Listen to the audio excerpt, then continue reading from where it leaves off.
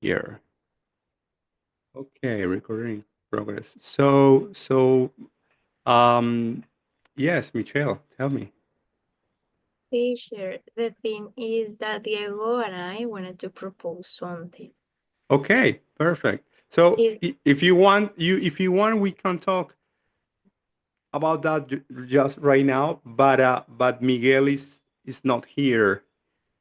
So so I don't know. I would prefer that we are all in the room. So in that way, if we get an agreement, we are just fine. You know what I mean? So it's just okay, for that.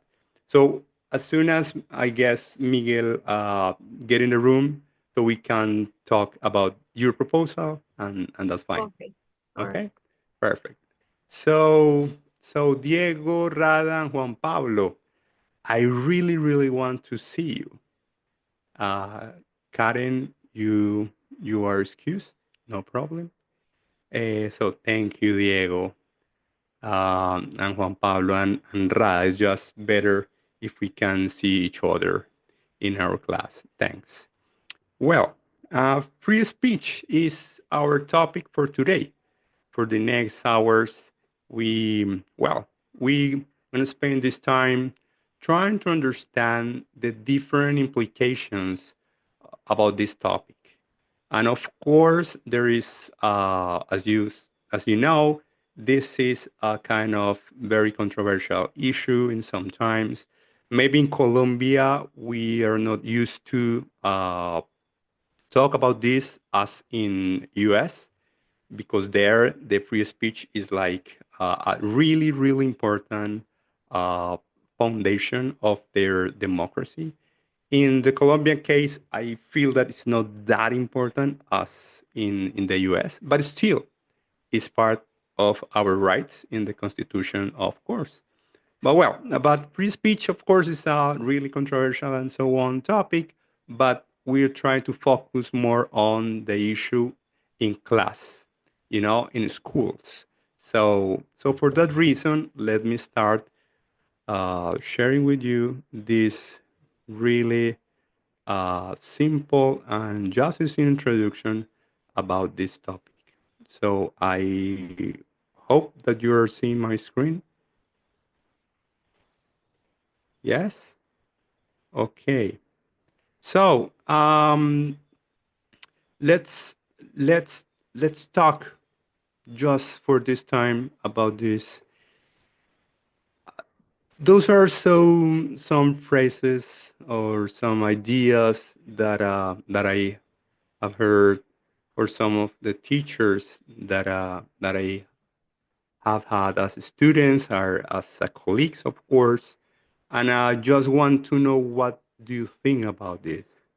So we're living in times when you can say anything, because, well, some student can get offended for any reason. The second one is, it is very difficult to say what you really think. I'm always afraid of talking in class about debatable topics.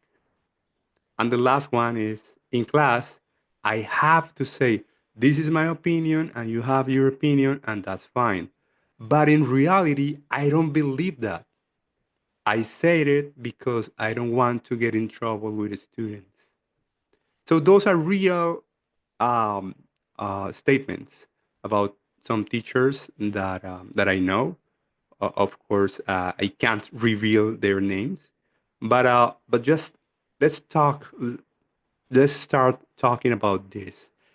I don't know if you feel in some way identify with this, if you agree with some of those three expressions, if it is your case sometimes, or if it is not. So let's start with this. So what do you think? How do you approach to this in specifically this statement?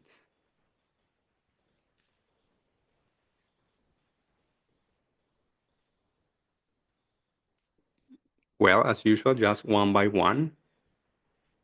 Yes, Michelle.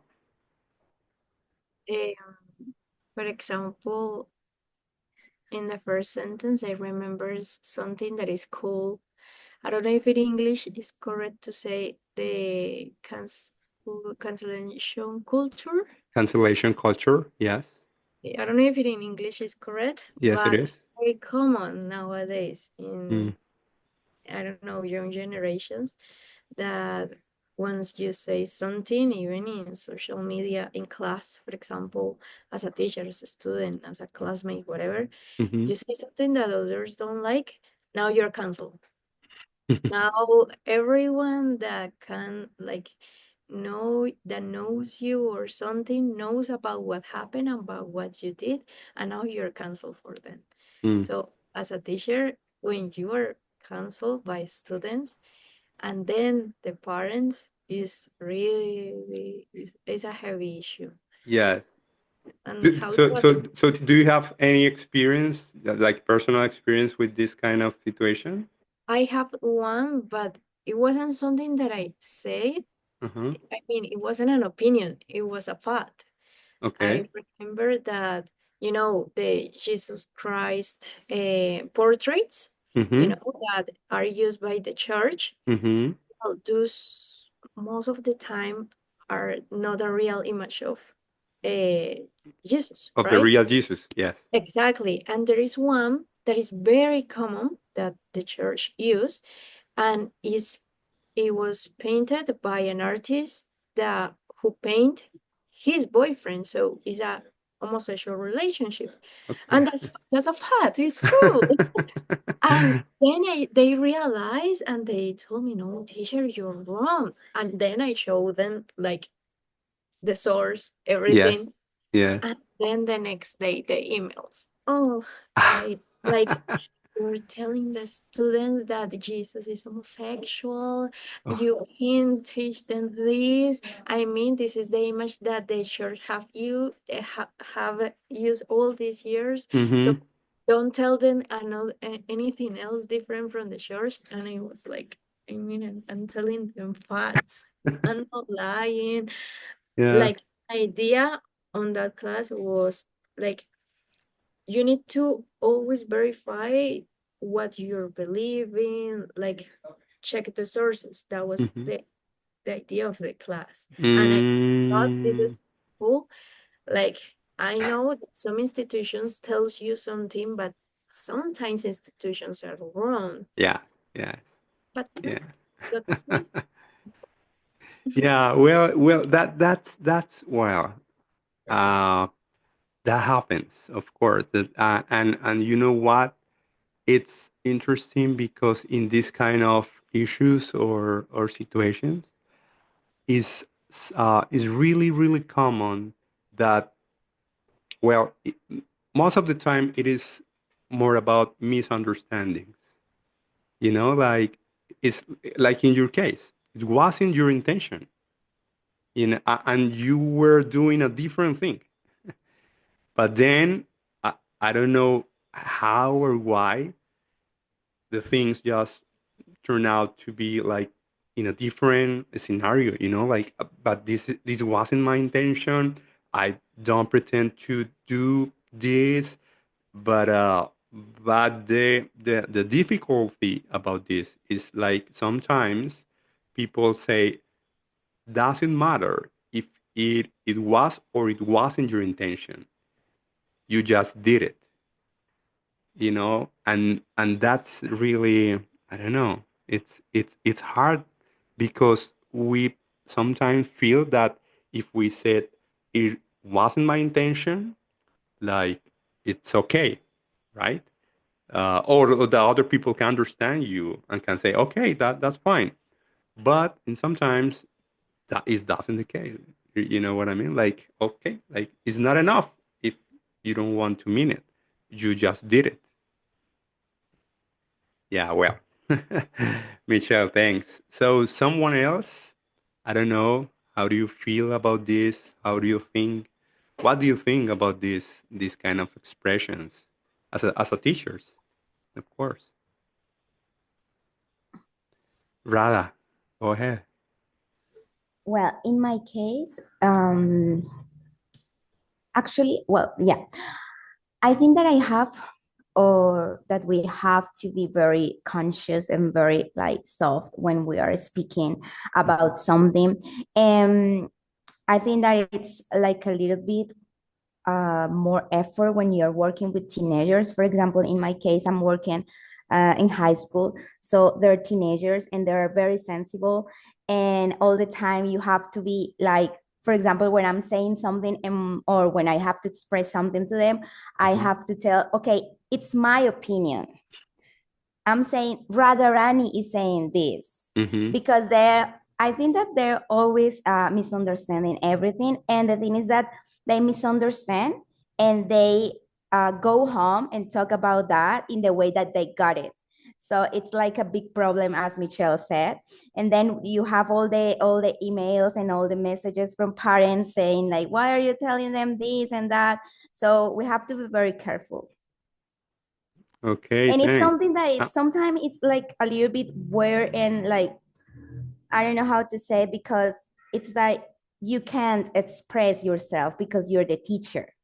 So you're not free to give your opinion because you're the teacher. So you have to behave, you have to be the adult, you have to, you know. yes, yes, I know. I'm perfectly aware of that. And how do you feel about the third expression? Because if I get you right, you said that you have to say it in class. It's my opinion, right?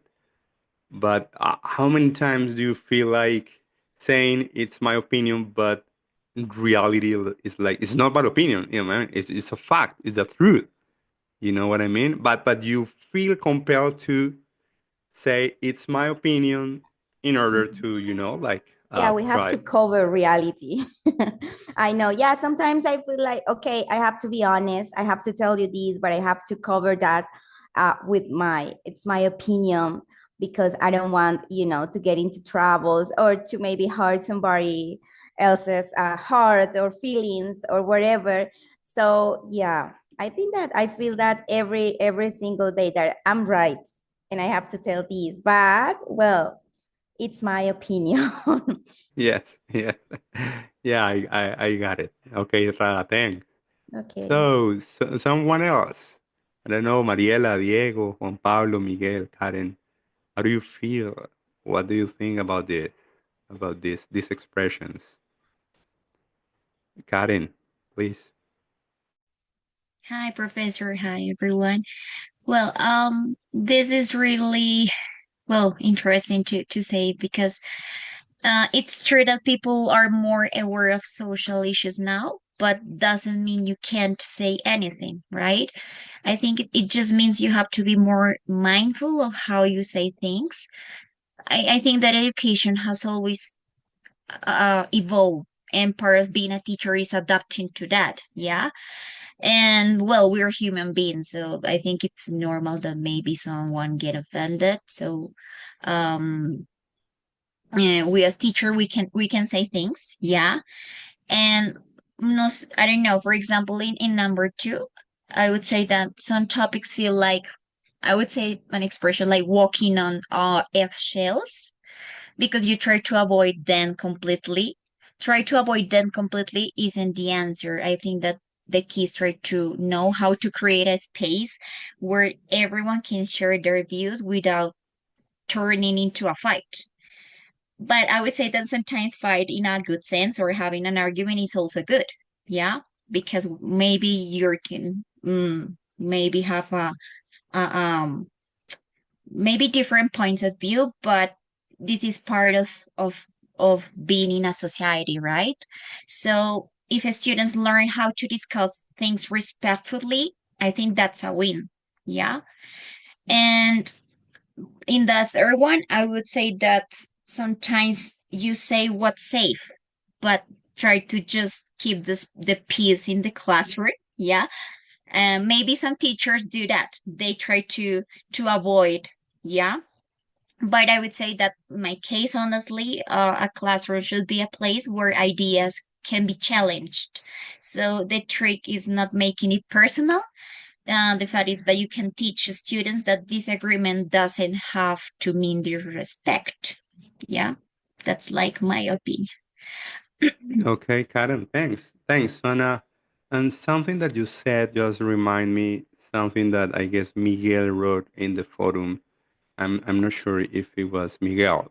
And with this is sometimes we need to understand that when we're talking about some topics, uh, well, it's not personal, as you said. Uh, and I guess that in a general term is right. Sometimes people get so personal some issues, right? But other times it is personal, you know, when people say, okay, this is what you're saying, and what you're saying is affecting me, and that is personal because I'm feeling this. So it doesn't matter if it was or it wasn't your intention. It is personal because at the end of the day, we are person who are discussing these topics.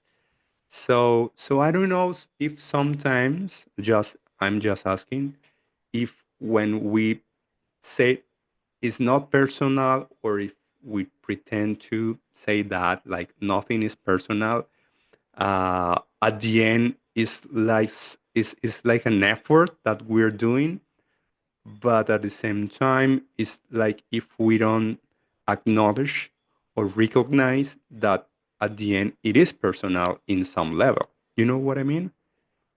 It's I don't know if when we're saying it's not personal, we just try to avoid the personal feelings, like when at the end of the day it is personal because you are talking and I'm listening and I'm talking and you're listening, so it is personal in some level.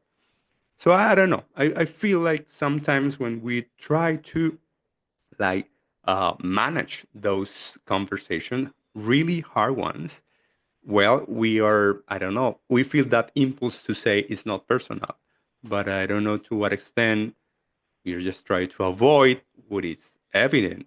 And the evident thing is that it is personal. So let me show you just a last. Uh, okay, this is from student X. It is fine.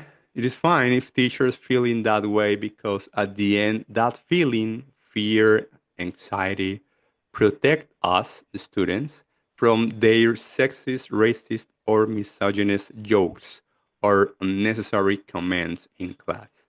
For many years, teachers have said almost whatever they want to about sensible topics that affect students' feelings, and nothing happened.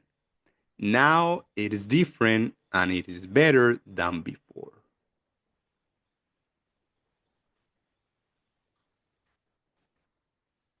Well, this is from a student, a really interesting and hard one. So I don't know. What do you feel? How do you approach to this kind of reaction? Because it's real. Well, I think that maybe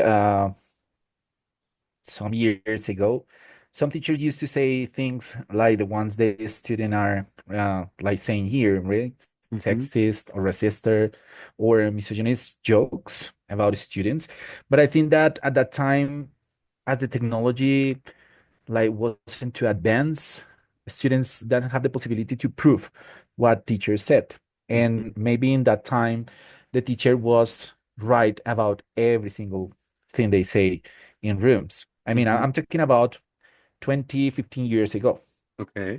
Nowadays, maybe some teachers are more careful about the things that they are saying. Yeah, Mm-hmm. because of those things, because they can, well, students can record the things they are saying, or I don't know, whatever thing can happen. So I think that that is the reason maybe why the students said that nowadays it's different from the time before. Yeah.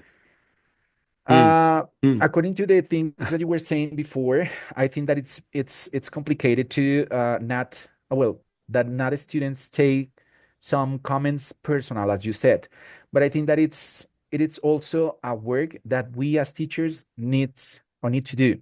So we need to try to explain to students that it is possible to give opinions. It is possible to have a different opinion from the other one. And of course, those are either facts or opinions, right? And it's not personal, but I think that we need to work on it. I think that we need to start working on not too controversial topics at the beginning, and then we need to increase the level. I mean, so for example, you can start with the easiest one once, and then you can start like increasing. I think the topic, I mean, could be more sensible at the end. But when students are aware about opinions, that they are not personal, that you work on it every single day, it's about critical thinking and it's about what do you think? Yeah. I think that when teachers need to work on that before we can like start a class with a very, I don't know, with a topic that it's very what? I forget the word. Very Very, controversial, yeah, or very controversial. Yes, yes, thanks so yes. much. No, that's true, Diego. Thanks. And as you said, yes. I mean, well, we are aware of the many changes that education has gone as a field, as a practice.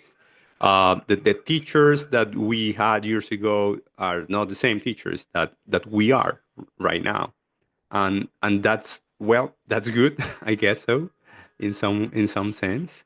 And at the same time, I guess that yes, you're right in terms of now students have more like resources, like recording the class, taking pictures, photos, and all the rest, and you have no idea that they are doing this. Like that happens a lot to me in class when I am I just remembered that I gave them feedback about an exposition or presentation or something, and they just didn't take notes at all, and say, "Hey guys, so you have a really powerful memory?" And I say, "No, teacher, we are recording."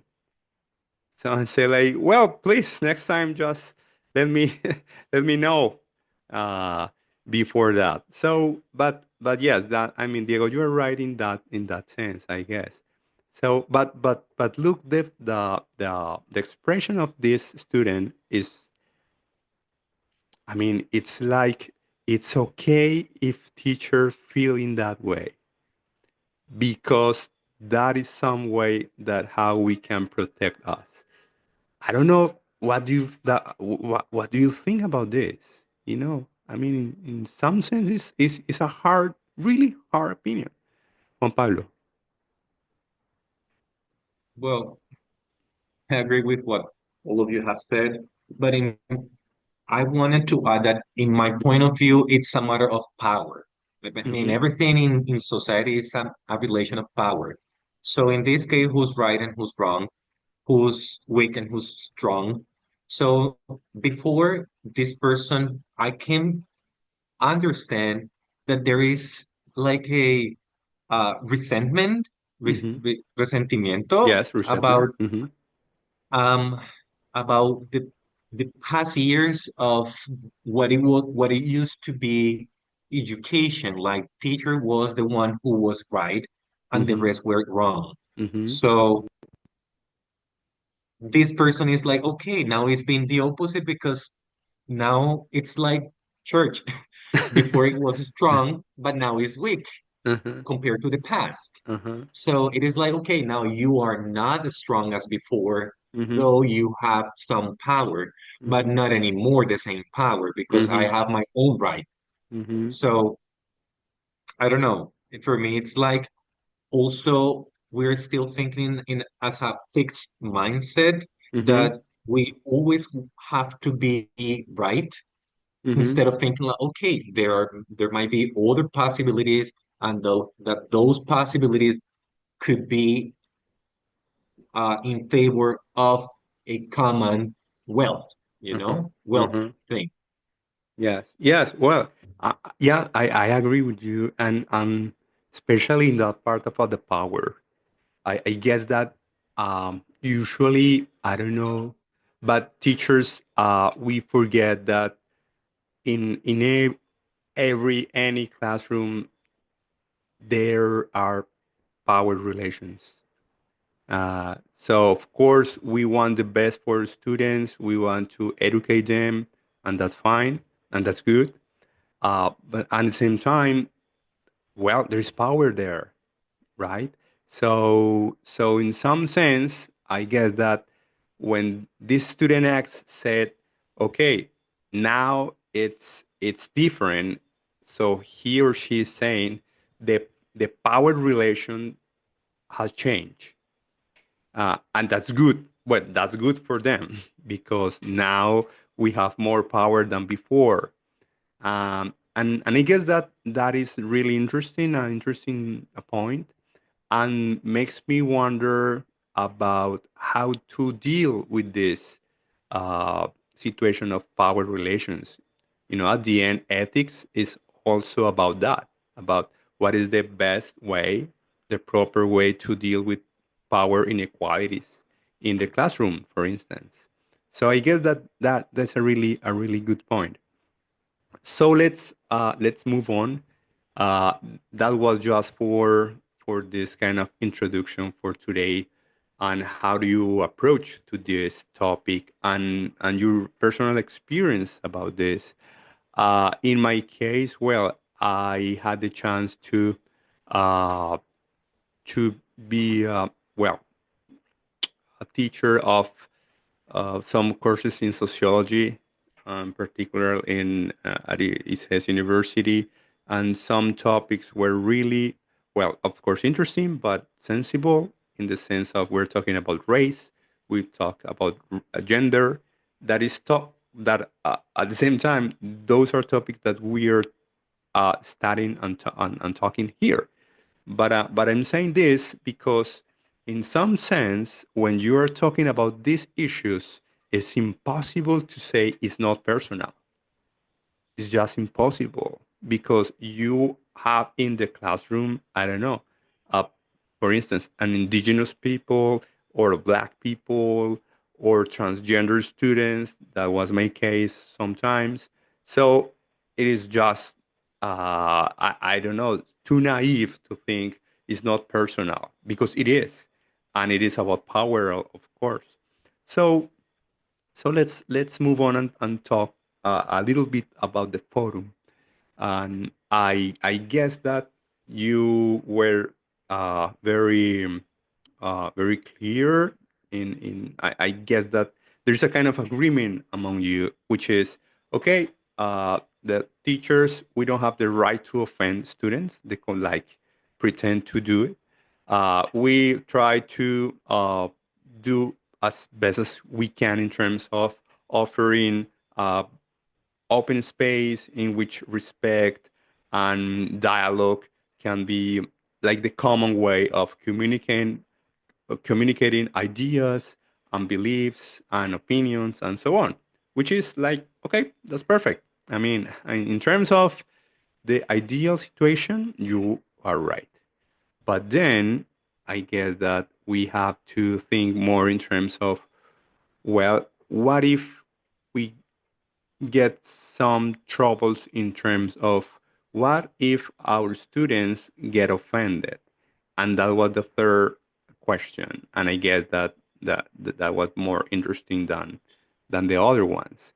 Um, and I guess that you watched a video about one man who, I don't know if you had the chance of knowing him before, which is Jordan Peterson.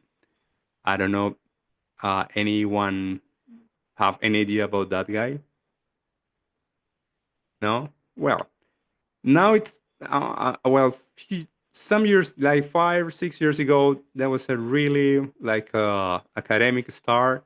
Now it's less known, but still, it was very popular because he is a psychologist, a Canadian psychologist, and was very popular in the time because of an discussion about the pronouns with the transgender people.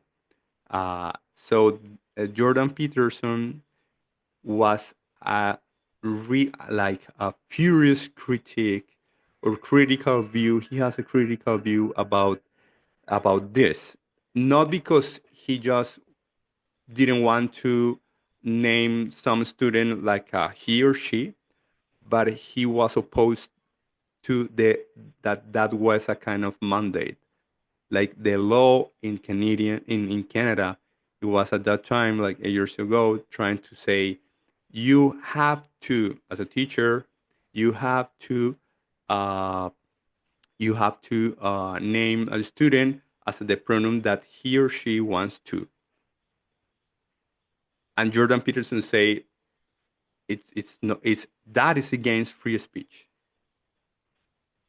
because if I want to, that's okay, but the law can't make me do that, because, well, in his case is because he believes that behind that law it was leftist movements going on there and trying to push in this cultural war, well, in Canada, here in other terms. But so he is trying to say, if a student, if a specific student say, I am a transgender woman, and I just want that you refer to me like a she, Jordan Peterson say, I don't have any problem to say she, but it's because I'm free to do that. It's not because the law mandates that. And that was a huge discussion about this. And of course, well, that guy was interviewed tons, and I just want to share with you some piece at Oxford University with a conversation with some students that I think that maybe you can appreciate better. Uh, well, his ideas about this, because it is controversial in some sense, but I think that it's worth it to at least to listen, man. So let me share with you the video.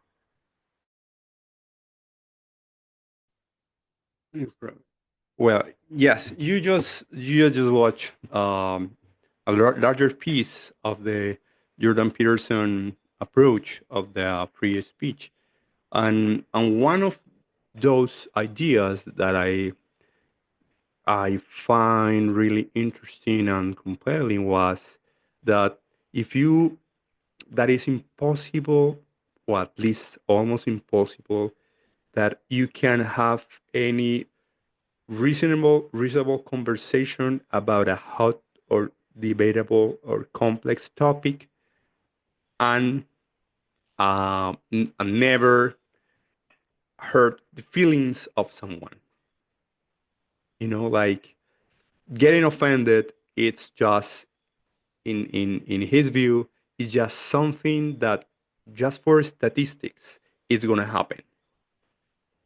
So, and for that reason, in his view, for that reason, we can't define the limit of freedom of speech in terms of being offended, that someone get offended, or the feeling that way.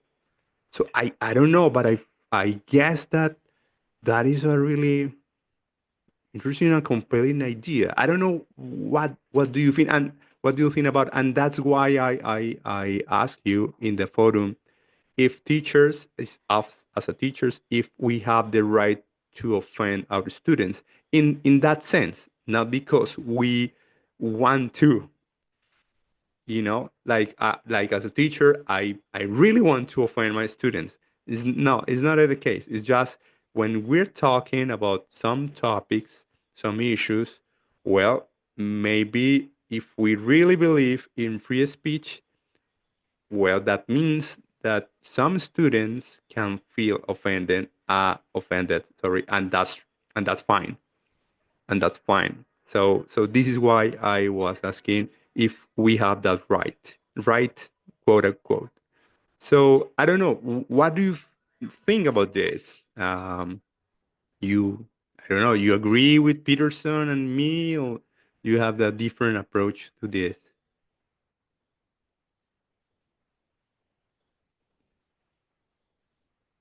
So I just want to know about, I don't know, Miguel, for instance, or Mariela. Uh, how do you think about this, or your thoughts about this issue?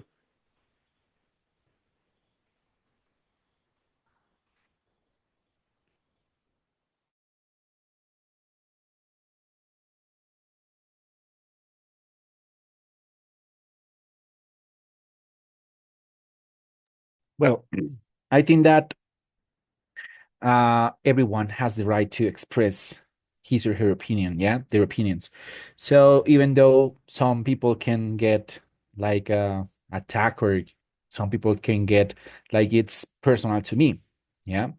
But the important thing here is that I think that you need to have a strong argument to defeat your opinion. Yeah.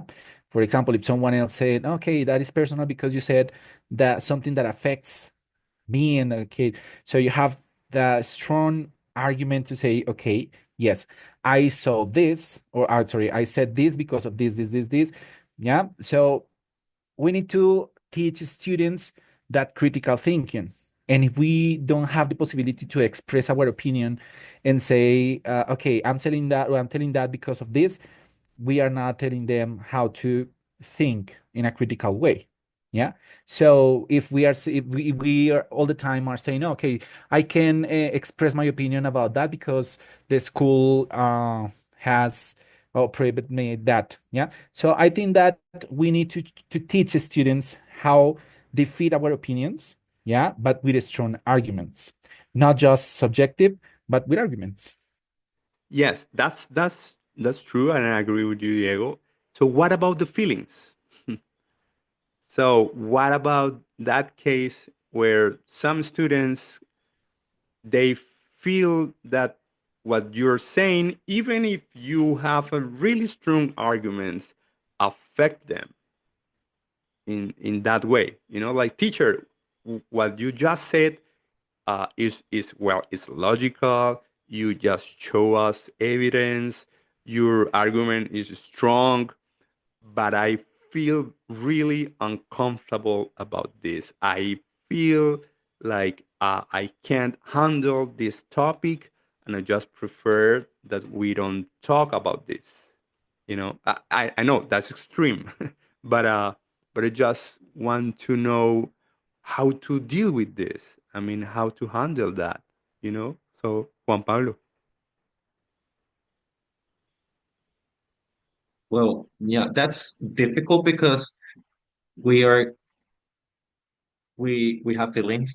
We get emotional when we try to defend what we consider true, right? Um, but I agree with what Diego says. I mean, we need to like also mm, teach our kids to be more resilient, perhaps, in the way that when somebody disagrees with you, it is not like you, but it's an idea that is not you. You know what I mean? It's because of the that we get so much passionate about something that we feel that anything that attacks it, it's a personal attack. And that's why I feel, or I think, that when somebody says it's not personal, because it's not against you, because you're my friend, I like you, but it's about the idea of, the idea of being misogyno, the idea of being homophobic or whatever. It's not you. It's about the idea of that, you know? And we need to detach our bodies from that. But that's very complicated because our brain, it's not ready for that. I feel that it is another level um may, of analyzing, and maybe being more mature. Yes, yes. Well, well, Yeah, this idea about detachment, yes, well, at the end is really well, in some sense, it's like some kind of idea that came from the Enlightenment, you know, in terms of, okay, the ideas are not persons, and person are not ideas, so you can make the difference. And I agree,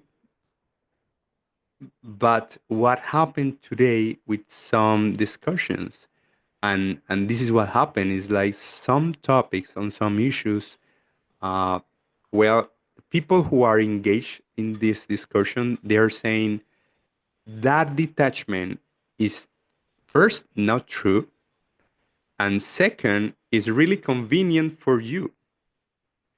Let me uh, give you an example. Some time ago, I was trying to talk with a friend about gender issues. About, well, specifically about transgender women, and I, of course, I'm trying to give my ideas about that. And I remember that one person in the room said, "Okay, first, you are a man."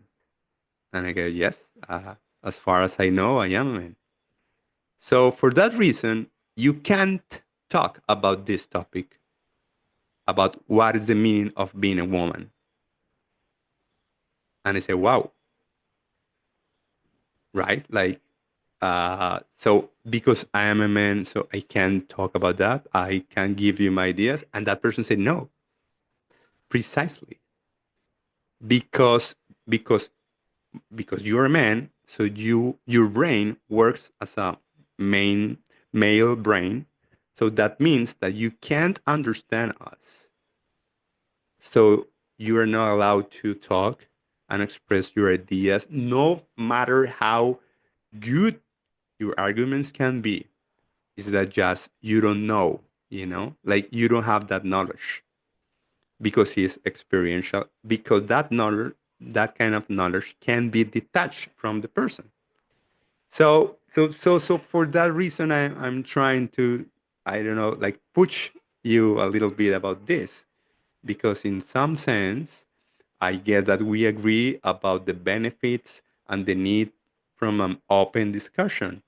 But what happened in these cases, in when the person say, "Okay, because I heard, because I feel offended, because that hurt my feelings, or just because you are, I don't know, a man, so I guess that you can say what you're saying, not matter how good your ideas can be." So, and this is what I'm saying, and I guess that that is at the end of the day, like one of the reasons what that explain the difficulties about this kind of conversations, because just uh, see, it is not just like diversity of opinions are good. Ah, it is also about, okay, what are the limits of the free speech in terms of the feelings, or the experiences that other persons have. And I guess that this is, well, this is hard to deal with. So well, uh, this is why I try to to promote this discussion in the forum, because according to Jordan Peterson, it is almost impossible that someone get offended when we're talking about these kind of issues, even if we don't, if it is not our intention to do that. Well, so thanks for your Seven, for your comments and your participation in the forum. Really, really good one. Just don't forget that you have to, in the forum, you have two tasks: give your opinion and also give a small comment on, based on others' opinion as well. So let's see the text for today, the presentation, the freedom of speech that you can find it in a Stanford Encyclopedia. So, who is in charge of the presentation for today? Rada and me. Okay, perfect. Rada and you. So, let me allow you to share. Uh, yes, okay. So, Karen, uh, whenever you want, we're ready. Okay, thank you, Professor. I don't know if Rada is here because she was having Is some here, yes, some internet. issues. Yeah.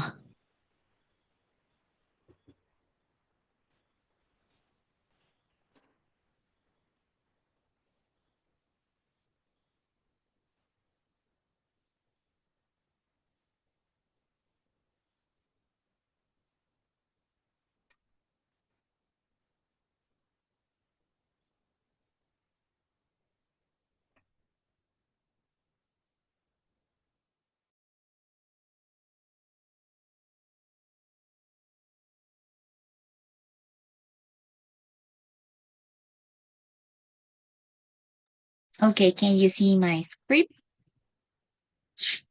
Okay, so Yes.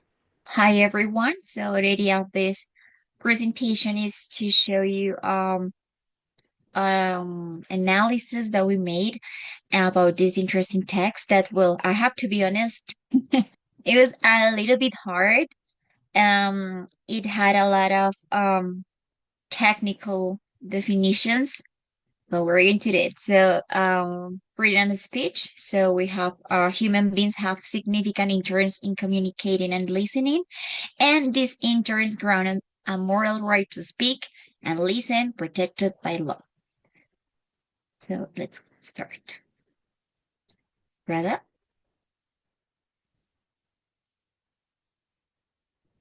I don't know if she's here. I don't know, but I think something happens with the connection to them because Oh Mariela my is also goodness. having issues.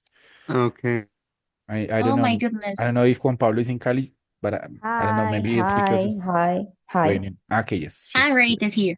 Can you listen to me? Yes. Yeah. Oh, yeah, I'm having some issues with my connection. I'm sorry. Okay, yeah. So we're gonna try to tell you guys like in a very soft way about this reading. I know that all of you read it, but we're gonna try to make it easier for all of you. So the first step is that what is freedom of speech? So step of freedom of speech, giving us also its philosophical foundations and um, justifications and limitation and all of that. I want to tell that it highlights the meaning interest that all the individuals have in both expressing our views, our point of views, but also getting information from others. So yeah. So to answer the question, so free speech or freedom of expression is like the right that everyone has to express thoughts, opinions, and beliefs without feeling like maybe censorship or having some difficulties or interference. Basically, it includes various forms of communication, such as spoken words, writing, and also, I forgot the word, symbolic actions. And yeah, in conclusion, well, this right is essential in democratic societies, so promoting open discourse and also individual autonomy. So its limits can be a little bit complex to define. We have morality versus law. So the morality of free speech basically deals with the ethical reasons that we have for the right to express ourselves. So it's seen as a natural right. So the law of free speech involves specific legal rules about what can but also can't be said. So sometimes these legal rules don't match up with what is considered morally right, which can maybe give us some conflicts when law limits the speech that should be allowed. And for the other hand, rights based in theories of free speech focus on the idea that people have a natural right to express themselves. So this means that everyone should be able to speak freely without any interference from government or from others. That's what the text said about. So basically, these theories argue that this right is important and should be protected by law. However, there is some debate about how closely the law should follow these moral rights, because sometimes law might not provide enough protection or might maybe go far in restricting speech.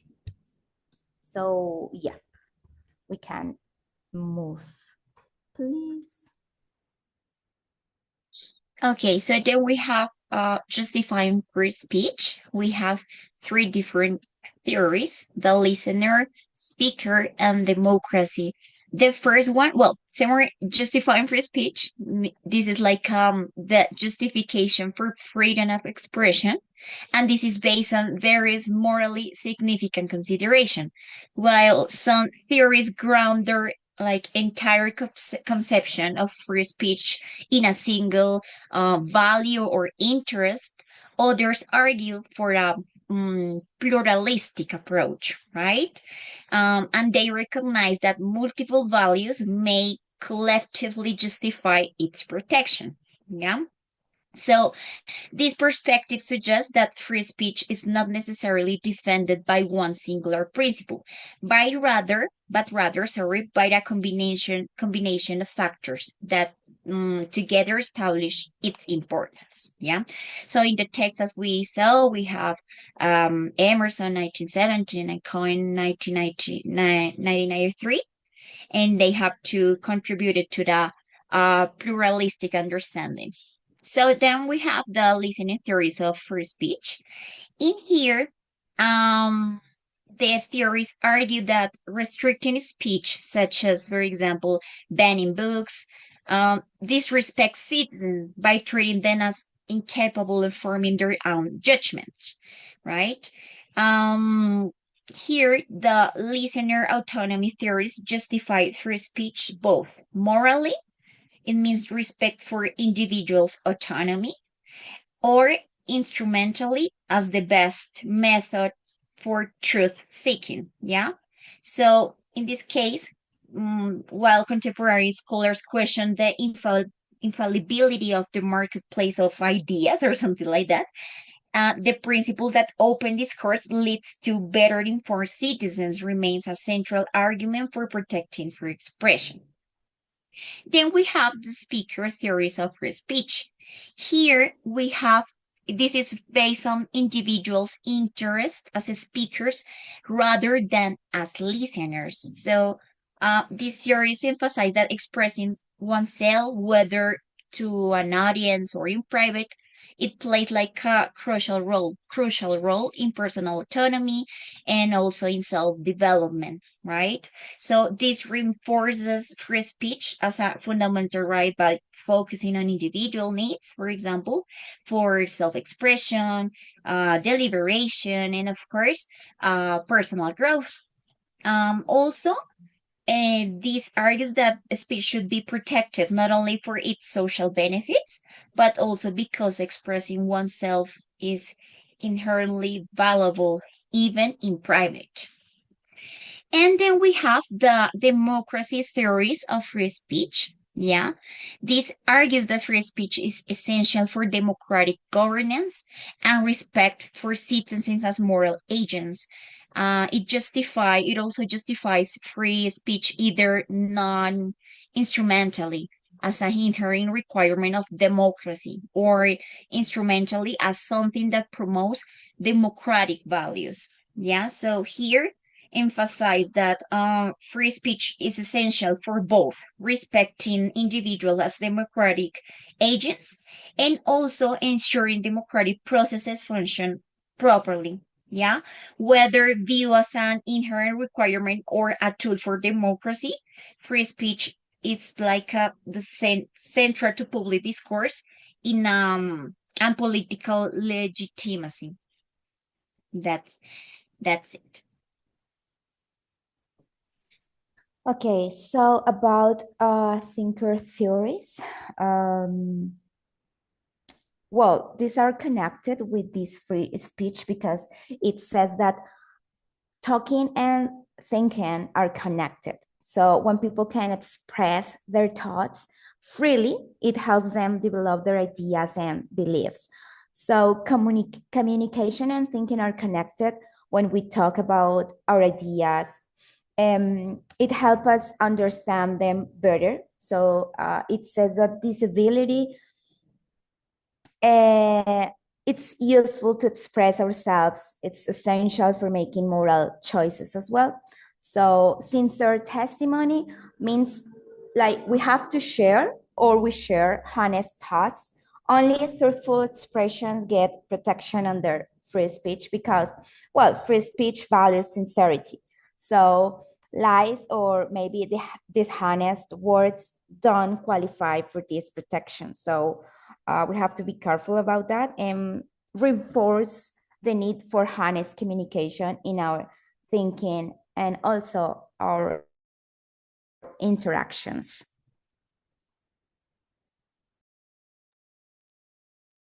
Well, then we have the toleration theories. We have the liberal citizens, the self-restraint, and the ethical strength. Here, the toleration theories focus on the idea that protecting free speech, especially offensive or harmful speech, that this is something that we talked before, cultivates a society of self-restraint, liberal tolerance, and of course, ethical resilience. So in the first one, we have some aspects. Is that the first one is that liberalism is challenging because people naturally want to suppress opposing views. Yeah, this is like part of us as human beings. Also, free speech trains citizens to tolerate even deeply offensive speech, reinforcing liberal convictions, right? And we have another that the idea is that by practicing restraint, society minimizes unjust government censorship. Um, Also, we have that here in the toleration theory argue that protecting even deeply offensive speech helps develop a society of liberal tolerance.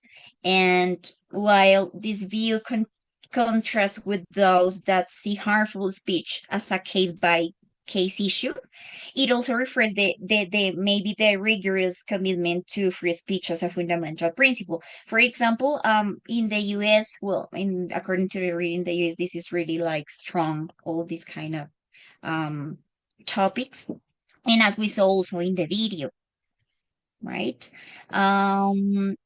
Maybe here some toleration theories focus on explaining why harmful speech should be protected, right? And they prioritize also the value of communication and treat the question of harmful speech as an open debate. Yeah. So in this case, toleration theories align closely with the, for example, the US speech model, which is more protective than the approach of most other, I don't know, maybe other liberal democracies. So it's that.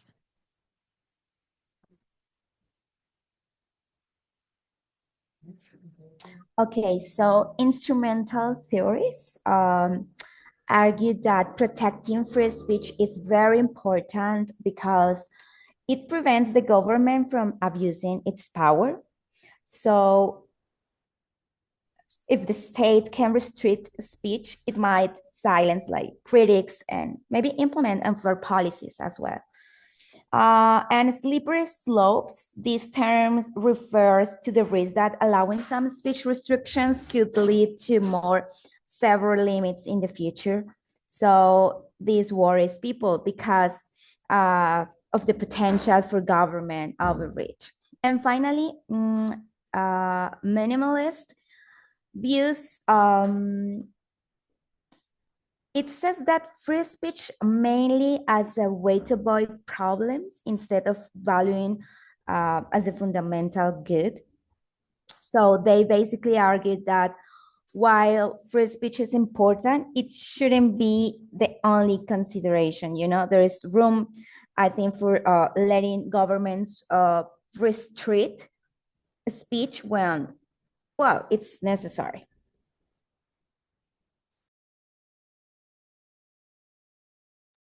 Then we have another section in the text that was free speech skepticism. And we have three important aspects. The first one is the special right, means free speech must serve as a distinctive value or interest. So here, skeptical challenges to the idea that free speech is a special moral right. And free speech skeptics question whether there is a distinctive moral justification for free speech or whether it is simple as maybe a subset of general liberty rights. Yeah. So in the special right, we have two important aspects: the distinctive, that it must serve as a unique value or interest, and the robust, that it must protect speech even when it is harmful, as I mentioned before, unless there is an overwhelming justification for restriction. Hmm? Um, Also, we have that this is not a special moral right because it lacks a unique justification and doesn't necessarily need to protect harmful speech. Sorry. However, some defenders contend that free speech is closely connected to other fundamental liberties and it doesn't need to be entirely distinct to be valuable. So here, something important is that the obligation to protect harmful speech is debatable because we don't require it for other rights. So why demand it for free speech? Yeah. And ultimately, the debate remains open. Must free speech be a unique, absolute right, or maybe it is simple and important liberty among others? So this is a question that is open right now. And maybe I would like that at the end we can discuss everyone this question. It looks quite interesting. Okay. Okay, so justifying speech restriction means that that we understand when and why it's acceptable to limit free speech. So, for example, to prevent harm, or maybe to prevent violence, or to protect our students or the public, or people. Covered but unprotected. So speech includes types of expression that are recognized under free speech principles, but can still be restricted due to the potential harm they cause. So like hate speech or violence and so on. Talking about uncover speech. So this refers to types of communication that don't receive any free speech protection, such as making threats or engaging in fraud, well, since they are not considered valuable for public discourse. And finally, we have absoluteness, that this suggests the idea that free speech cannot ever be restricted. Most philosophers reject this, according to the reading. So agreeing that some forms of speech can and should be limited to protect other important values and to protect people in the case that we have to protect.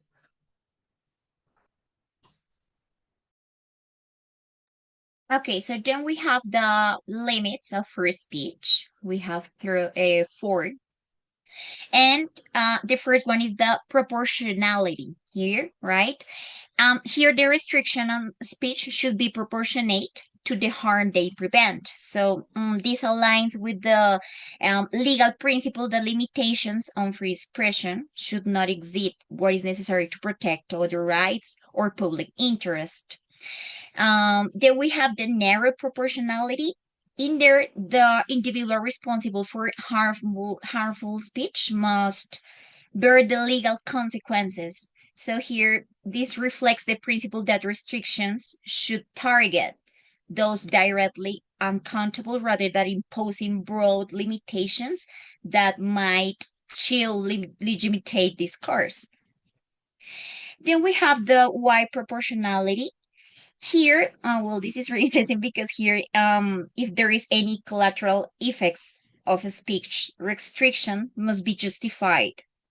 And this corresponds to the balancing approach in legal systems and like ensuring that limitation don't infringe on broader freedoms without sufficient or enough moral or legal justification. The professor is here. Yeah, okay, sorry. Then we have the necessity. In here, this is like the best response to harmful speech because it's often counter speech rather than legal prohibition. And this argument open the debate and try to create an engagement with controversial ideas rather than outright censorship.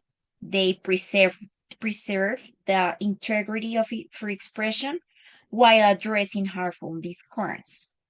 Yeah, so as we can see, there are four different in which we can analyze too.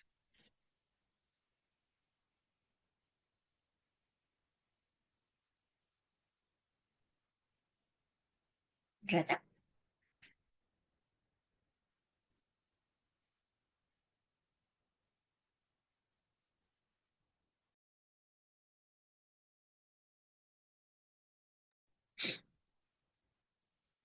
Rada, are you here with us?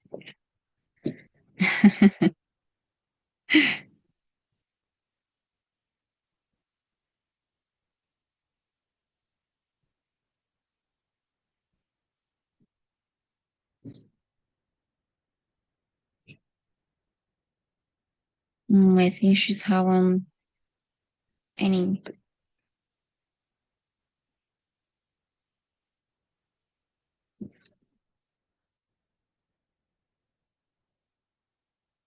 Oh, she's out. So I'm going to continue with this part and maybe Rada is I'm here. here. I'm here. Okay, I'm okay. here. I'm back.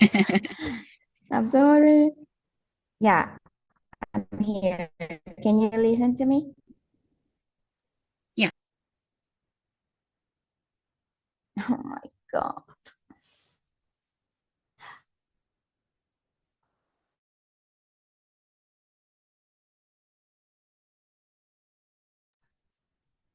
Yes.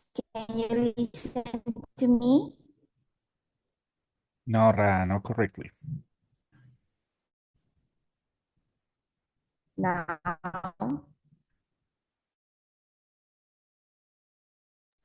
Well, more like a robot. Yeah.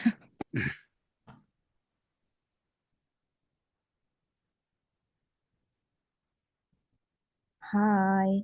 Better? Yeah, better.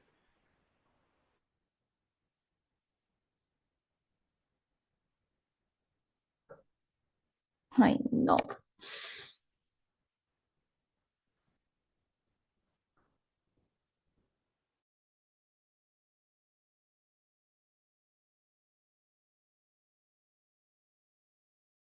We can hear you, Rada.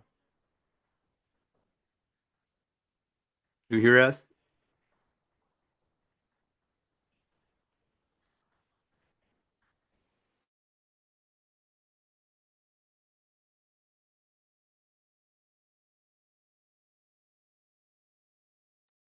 So, Karen, if you want, you can continue as well.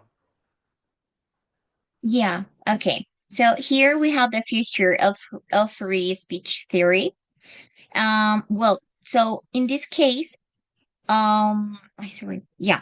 In here, this is trying to explore the emerging philosophical debate on free speech and internet, particularly the moral and the legal responsibilities of social media platforms. That here is really, oh my gosh, we have to suffer with that every day. And there are some central questions. For example, do platforms have a moral duty to respect users' free speech? Then we have, do platforms have a moral duty to restrict harmful content? Or if platforms have a duty to restrict harmful content, should this duty be legally enforced? Yeah. So the discussions, I think it focuses specifically on large social media platforms like Facebook, Twitter, YouTube, TikTok, and rather than search engines or other digital intermediaries, I would say.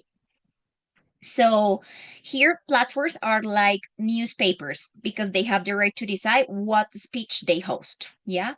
They also for example, just as the New York Times, they can choose which op-eds to publish, and also as Facebook or Twitter can curate content. Yeah, they also have this characteristic. And but for example, if Facebook choose to become a Buddhist only platform and banning all non-Buddhist speech, it would be within its moral and legal rights. So this is also important to analyze. Another view is that platforms are public forums with free speech obligations, right? So platforms function as public forums. This is like a legal term from the US law now. And it has to, meaning they must allow all viewpoints. Yeah. Also, I have another idea from Kramer 2021. And he says that because social media platforms serve as the main space for public discourse, they must follow free speech principles like governments do, right? And if governments cannot ban hate speech or pornography, for example, or misinformation, then neither should social media platforms. Yeah, because I think it's more difficult to control. Also, it's harder to do it.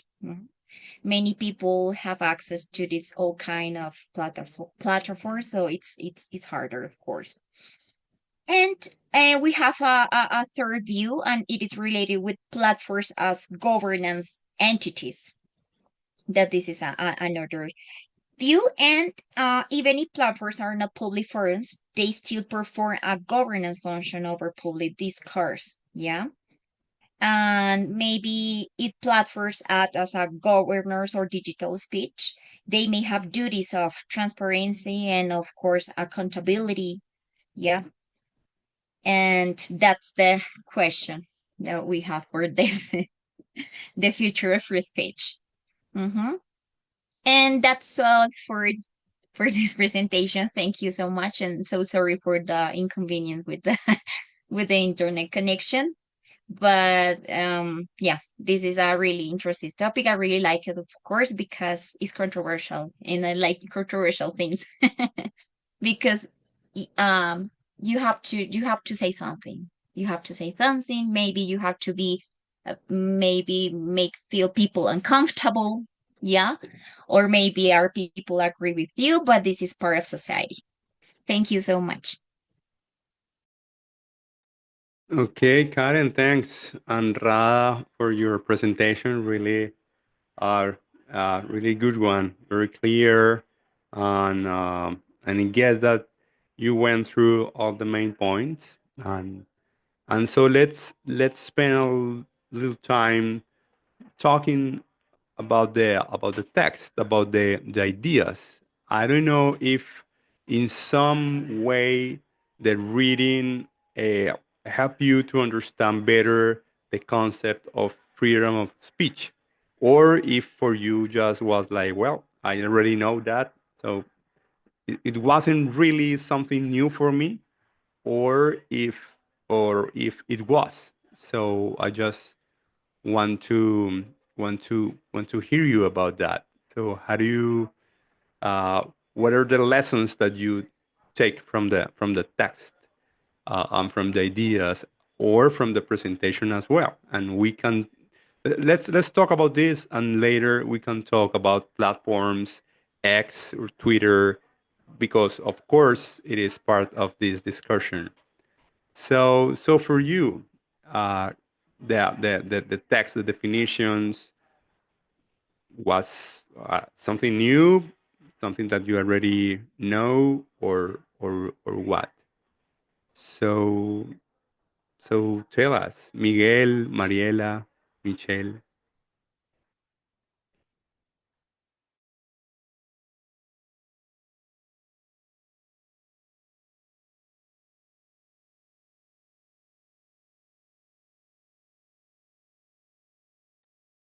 Well, for me was what it was mentioned in the test was already known, but it has like strong arguments. For example, that free speech is multifaceted. I don't know if it's pronounced like that. Well, I mean, I already know that, but explain in detail why, and that we, for example, take into account the political values, autonomy, democracy in pursuing the truth. And I agree with that. Also, the limitations it has, for example, that is not absolute every argument that we express, and that can cause harm or conflicts with others. So we should acknowledge the consequences of what we said. Um, what the girls mentioned, the digital challenges, for example, eh, I consider there was another person who commented about the role of AI nowadays is very controversial, and we ask ourselves like what this thing is saying and what is the source of what it's saying. So it's like is another person having a voice. So that's it. Okay, Michelle, thanks. Yes, the artificial intelligence is just another uh, well, experience in this discussion, of course, because platforms, well, as Karen said, we can understand them like a public forum, maybe, but AI, well, is just a different entity, right?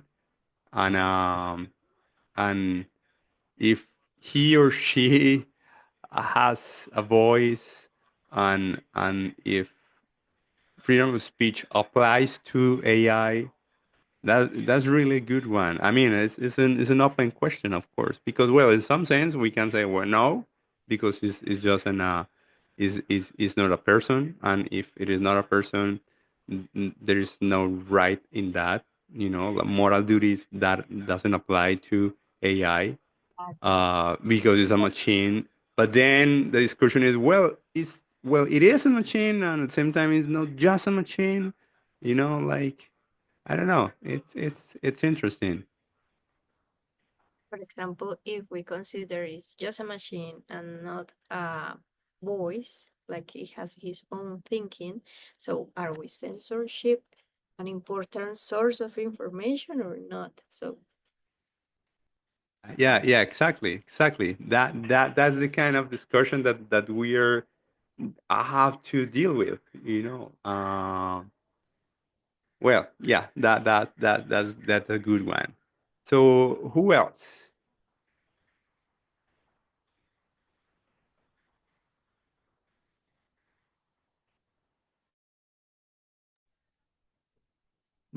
Okay, Miguel, Mariela, I just really want to know what is in your mind about this particularly.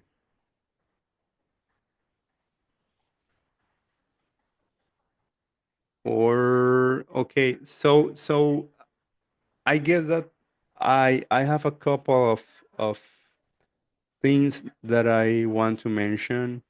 One is just let me. I just miss it. Um, well, it's this connection about talking and thinking, and I guess that it's really in my case the first time that I read it that I noticed that I was like, okay, that makes sense. But at the same time, I just realized how important is freedom of speech because of that. Why? The only way how we think is because we talk. We talk with ourselves, like in our minds. This is basically thinking. So we have discussions with ourselves, fighting sometimes. Like I don't agree. And it's just ourselves, and sometimes we are just two selves. You know what I mean? Like sometimes we think two different and contradiction things at the same time. So we agree and at the same time we disagree with ourselves.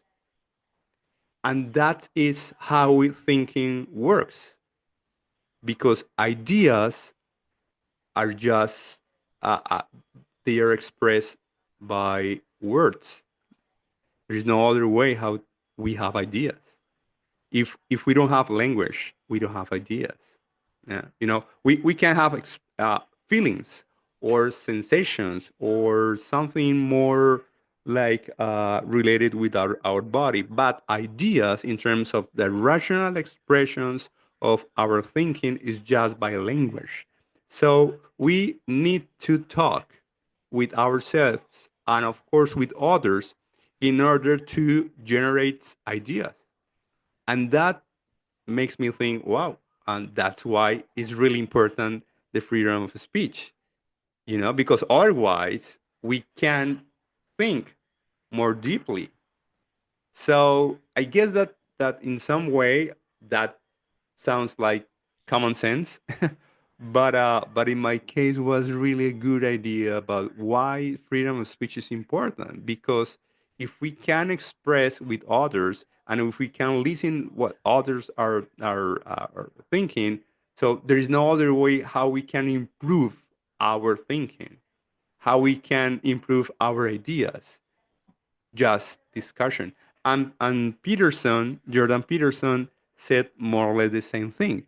This is why it's so important that people have that freedom because if not, well, we're just missing the opportunity to improve our beliefs or to progress uh, in some sense.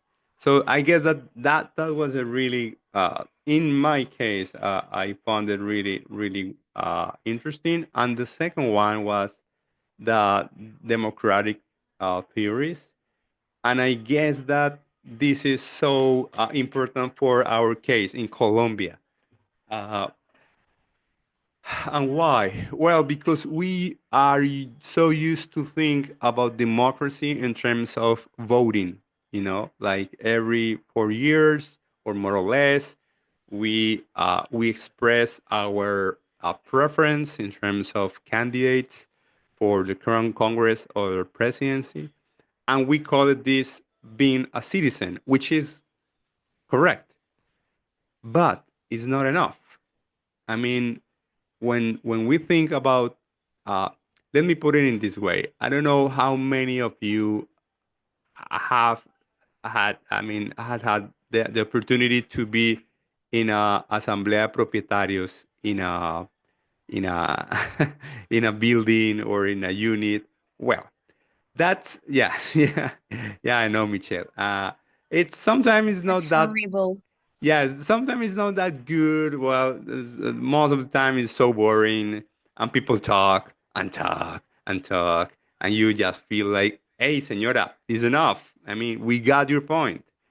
Uh, but if you think in the Asamblea Propietarios as a, well, that is a space of citizens, you know because basically what we are doing there is discussing our public interest, and of course sometimes it's boring, but it's necessary because, well, we have to make those choices collectively.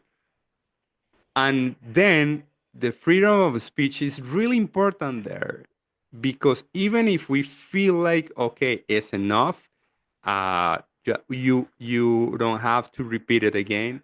It's really important, the freedom of speech, because in that way we can, well, we can find better solutions, one, instrumental, but more important than this is if we can express ourselves, so we can feel that we have control in some sense, about our destiny as a unidad o edificio, you know? So, so I guess that in those spaces, the citizenship is really exercising, because it's not about voting in terms of presidency or Congress, but it's about how a small community can face common troubles, common problems, and try to do their best. So I guess that this is a really good case of why citizenship is more about this common and routinely and ordinary life. Uh, that of course we have to deal with others, with the neighbors that not always are good people, or they think the same about us. But anyway, so the thing is that there you can feel like, okay, maybe the asamblea takes too much time, but it is just the price that we have to pay for the freedom of speech. So that is, it is what it is, you know. Well, yes. So let's talk just a little bit about the freedom of speech in platforms like X, or Twitter. So I don't know, how many of you do have that platform, or TikTok or others, or you just like the old fashioned people who have just Facebook and that's it. No? Okay, yeah. Well, I imagine that. Well, so so as you know, maybe you know, Elon Musk. He, well, when he bought Twitter, one of the main changes that he did was this topic about freedom of speech. Like like before, I guess that there was more control about what people can share, but now Musk and other things that is not good. I mean, any platform has to be really open to any kind of uh, opinion, contribution, or information. Well, even if it is not true, like sometimes with Trump and others, but doesn't matter, because at the end of the day, yes, Mark is doing that as well. So because at the end of the day, well, as John Stuart Mill said, it is good that the lies or bad information can be expressed, because in that way we can recognize the mistake, you know. So otherwise it will be impossible. So even if you have like fake news, doesn't matter, doesn't matter, you you have to have the right to express even fake news, because in that way we can recognize fake news as fake news. You know what I mean? So so I don't know, what do you, what is your approach to that? uh if if if you agree with this vision of total freedom, kind of absoluteness, or if you think that, well, maybe it's too much in terms of the social media, social platforms like X. Yes, Miguel. Well, in my opinion, X it's too much, honestly. But in general, I think that everybody should be allowed to express what they wanna say, but they have like if your intention is to cause a mess or hurt somebody or create hate, that is something that would be to need regulated, but it's difficult to regulate that because you don't know if you're saying the intention behind your comments. So I think you can say what you want to say on social media, but um if you're saying it to to create hate and I don't know, that should be regulated, but it's really difficult to do so. Yes, it is, and this is why in the video that we just watched about Jordan Peterson's, who is saying like, yes, I mean hate speech, like it's better to have a world without hate speech. Yeah, but what about regulation?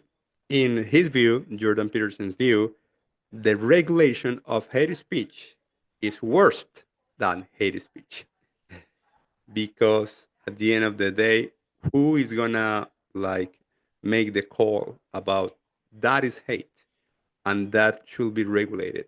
Who is that person? You know, like who is that authority who said who is hate and who isn't? And at the end of the day, well, it is more like arbitrary definitions about hate.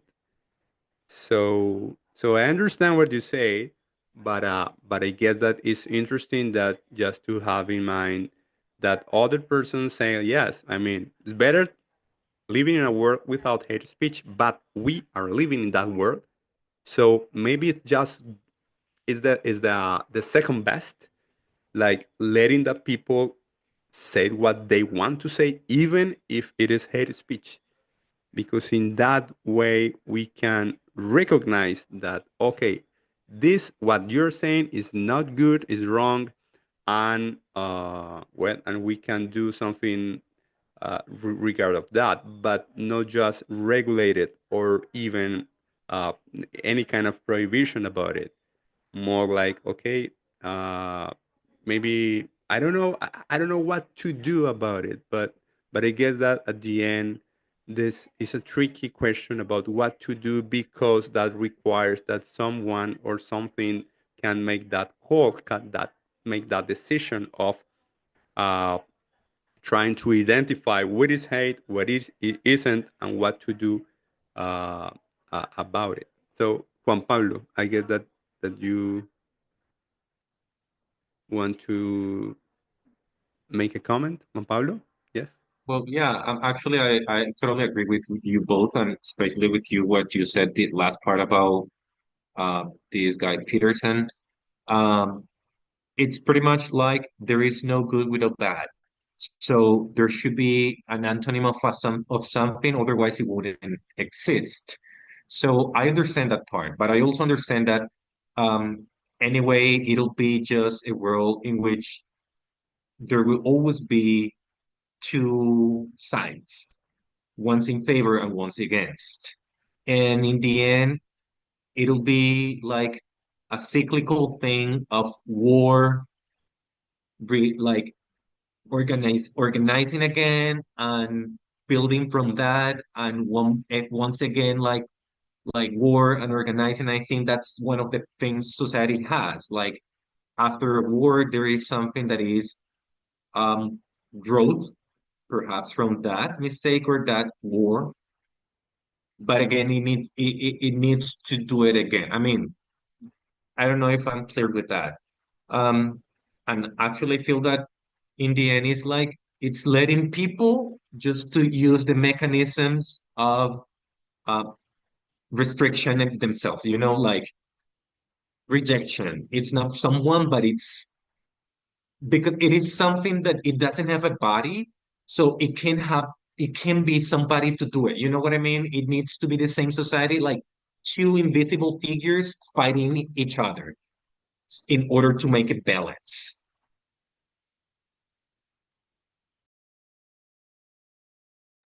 Yeah, yeah. I guess that I got it. And some can call it like social control.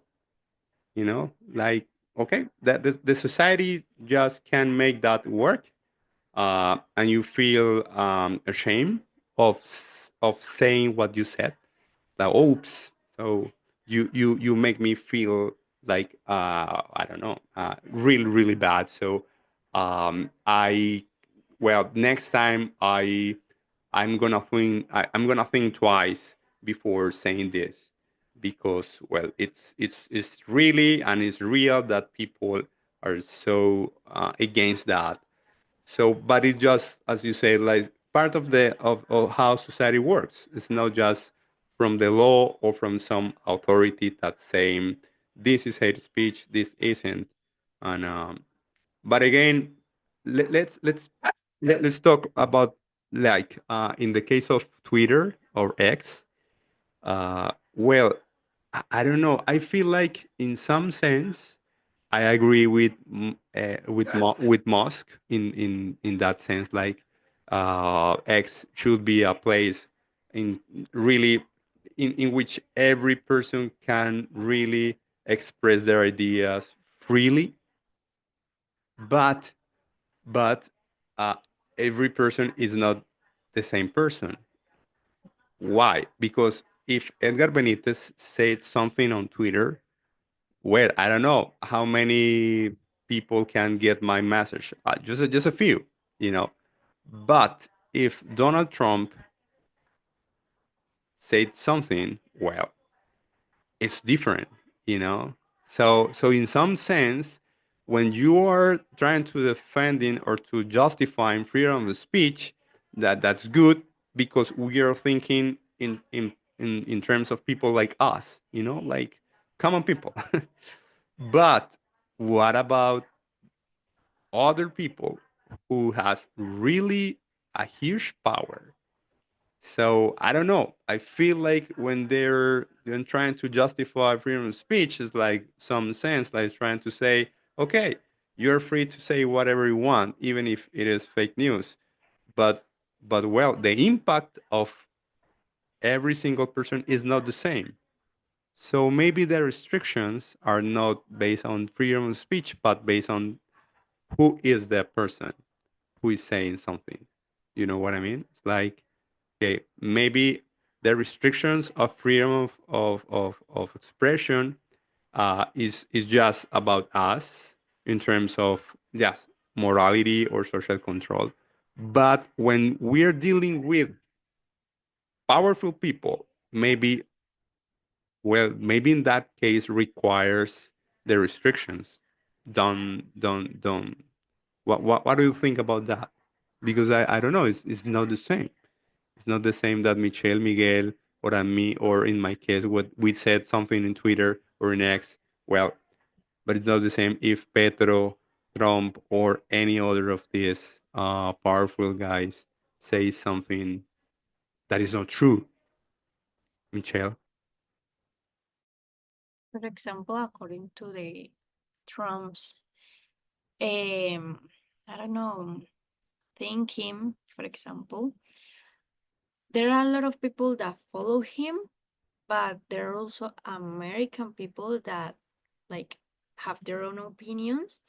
They can access to his information, to everything, but they don't believe, because I don't want to say, but they have their own critical thinking.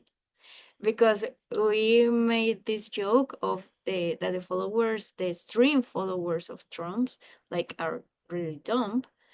But I don't know if if it's the free choice, there is no also free speech. There is also free choice if you want to believe on someone's opinion or whatever. But there are others that, like, really Americans, that they are not agree with his president, and that's all right. Yes, that's true. That's true. And well, I don't blame them, but Yeah. because well, at the end, I don't know who is in their heads, in their minds. I don't have any idea. Uh, but still, that this discussion is, well, maybe with this kind of persons who has really power, well, I don't know if that should be some kind of restriction in terms of freedom of speech from them, for them. You know what I mean? It's like everyone else, like, we can say whatever we want. But if you have this power of resonance, like Petro or Trump or other guy, so maybe I don't know if freedom of speech is the same from them. I feel that no, but but uh, but I guess that it's some kind of discussion about the political power that they have and how that kind of political power that they have justify some kind of restrictions in terms of freedom of speech. You know, Juan Pablo. Well, I see your point, but I disagree when you said that they should have a restriction. It won't be equal. It wouldn't be an inequality, and it'll be unfair because they are just human beings, and just because of that, they have the same right as everybody.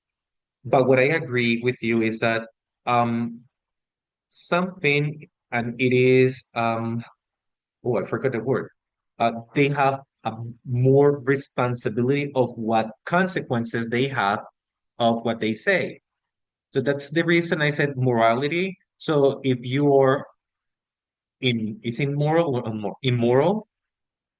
Well, if you're not moral, so if you won't care about what you say, if it's true or not, if you're making like the world get set on fire. But if you're at least something in your, if you have like some thinking consequences, you will think twice before you speak. But definitely, they may have the same rights, they may have the same possibility to express what they feel, what they want. But the thing is that they have a more responsibility. And we as teachers, we do, but in a lesser degree. Yes, yes, that yeah. I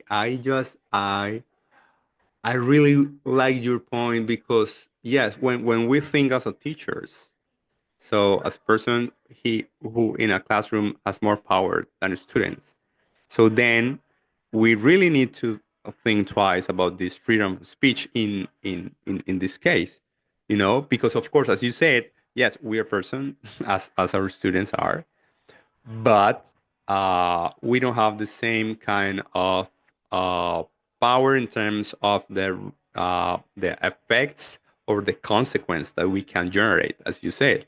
Like in the case of the president, is really evident. As you know, I don't know if you know that, but yeah, like 3 months ago, I don't know, more or less, like the president of Argentina, Milei, so that guy was involved in a cryptocurrency fraud, something like this. And in an interview, he was saying like, "Well, I mean, it was just my opinion, and I am just like anyone else. I don't know, like, like in Twitter or in X." And he was saying like, "Well, yes, that was my opinion, but I'm just like Milei, like a regular citizen." and, and it was incredible because it's like, man, of course you're not like anyone else. I mean, it's like really obvious, but he was so convinced about that. I mean, he was really like, yes, it's like I am just like you, like saying something on Twitter. And I guess that you got the point in that sense. Like, yes, in the basic level, a president or a citizen like you and me, yes, we are the same in moral terms, moral persons, but our power in terms of the effects of our speech is just so different that I guess that we can think about some restrictions or at least some regulation about what they can say. Uh, I don't know. I really want that someone can regulate Petro on X, uh, for the good of our country. I don't know. Well, so 8 o'clock. So let's take a break of 15 minutes, and then we can continue with our case study. And but before that, before the case study, we need to talk about the next session, the next two sessions that we missed uh, the before. So let's take a break and see you soon.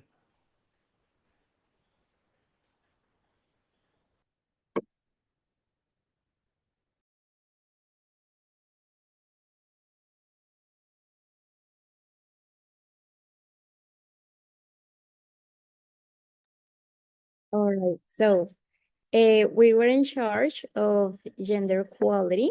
We're going to present a few important concepts of the reading and also a case study that it was a controversial thing that happened in a school and how the reading and this case like share a couple of definitions.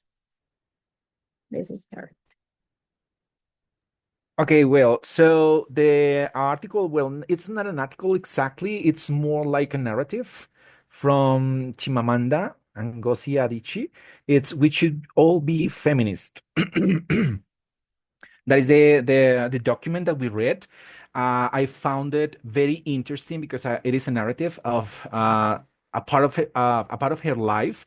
She was like telling how she felt when she gets to some places, how she felt when other women, well, sorry, when some men like doesn't take into account her, especially when she get to restaurants and some places, and that it's the document that we read about. Okay, so it is "We Should All Be Feminists" by Chimamanda Ngozi Adichie. So let's start with the definition of feminism that Chimamanda expressed. That is about the equality that everyone should promote regardless gender and should be supported according to, for example, taking into account the social status, race, gender, and among other things that intersect to each other.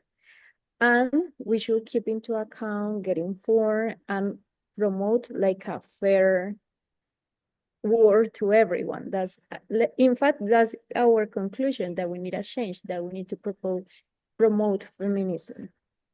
Okay, so in that case, I also want to continue the presentation, asking you guys, what do you understand by feminism? So what is the concept that pops to your mind when we like said this word feminism?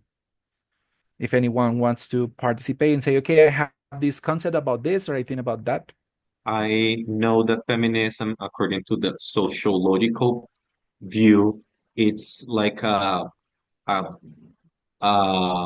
conflict of power that is against uh, patriarchism, patriarchy, whatever. Arcade. It's against that. Okay, so but in that case, what do you think? It's a good idea that everyone, yes, as she said, every one of us needs to be a feminist. Well, that's related to free speech. Like we have the right to decide whether it's good or not. Okay, well, maybe in that case, I would like to listen to any girl. Yeah. So what do you think about feminism? And if you agree or not agree about the definition that she said that everyone needs to be feminism. Well, I disagree because it is not a matter of imposing. It's a matter of choice, as Michelle exposed before. Yeah, I would Okay. like to say something about that. Yeah, feminism actually it's a social, as Juan Pablo said, a political, but and also a philosophical movement that advocates for equal rights and opportunities between men and women. And its main goal is to eliminate gender-based discrimination and violence and tries to promote a more equitable society. So I don't know. I think that this is really controversial because nowadays feminism, I think, has changed like the focus, right? And I totally agree with all the things that they sometimes do. And I agree with Juan Pablo. Yeah, we have to take care about people and respect all gender. It doesn't matter if it is women, men, or any other type of. Yeah, so I think this is like my point of view. Okay, yes, exactly that she said that yes, the feminism is about equality and everyone, regardless of gender, should support it. It doesn't matter if you are a girl or if you are a boy or any other gender, right? So in that case, that is the definition that she gave us in the document. Okay, so now she mentioned some parts in the document. Well, some things that she left, especially on social conditions of gender roles. So in this case, she said that society teaches boys to be strong and dominant while encouraging girls to be submissive and accommodating. So in the document, she said, okay, why some people tell the girls how to behave and be like soft, be very kind. That if, for example, if you are wearing a skirt, you have to be careful about how you are sitting and how the way you use the skirt. But what about the men? Yeah, she said to men, nobody says how to behave, nobody says how to be kind, how to be soft. And she's saying that, okay, what is this happening? So she talks about the culture. She's from Africa, and she says that in that culture, it's still, well, the girls are still like discriminate. So, for example, she mentioned a case when she went to a restaurant and she gave a tip to the waiter that attend her. She was with another man, and the waiter took the money from her hand and looked at the man and said, "Okay, thank you, man. Thank you for the tip." So she said, "Okay, why? Why do you thank the man if I gave you the money?" So, and she explained us that in that case, men thought that if she has money, it's because the man provide the money to her. So in that case, she said that social conditions of the gender roles are having like something different. Now, moving to economic and professional inequality, what you are seeing this moment is a graphic that shows how like important positions in many different industries are led by men and not by women. You know, there is a historical bridge, I don't know if I'm saying it correctly or not, in which a lot of men have taken a lot of education. For example, you have received a university education, among others, and now they're like more prepared than women. But nowadays, these numbers are changing.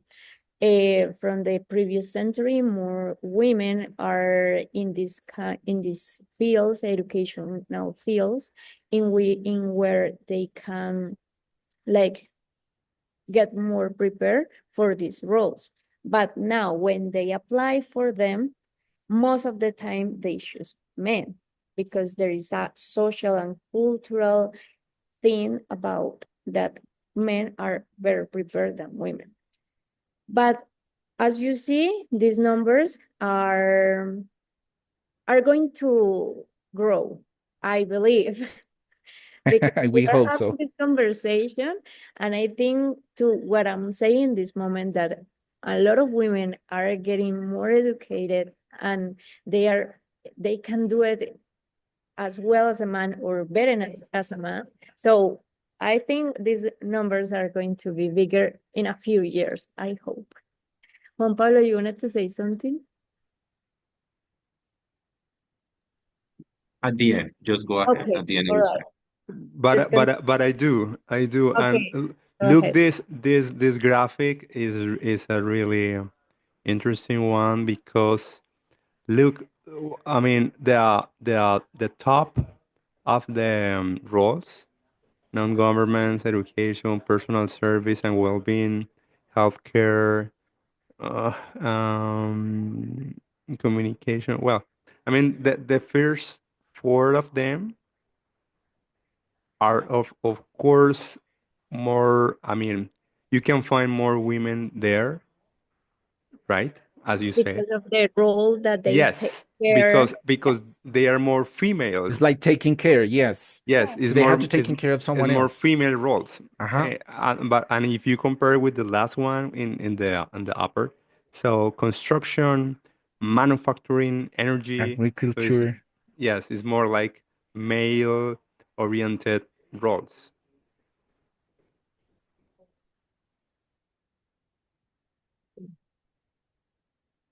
Okay, very good. As Michelle said, girls in education are like increasing the number. Yeah. So, for example, um, yesterday we saw another data, another like chart, and we saw that more women are getting into the university nowadays than men, and it's because nowadays women uh, feel like they can be in any field. So as you said in the previous chart, the teacher said, so for example, in manufacturing and construction, the amount of girls is less than men, but maybe that's gonna change in the future.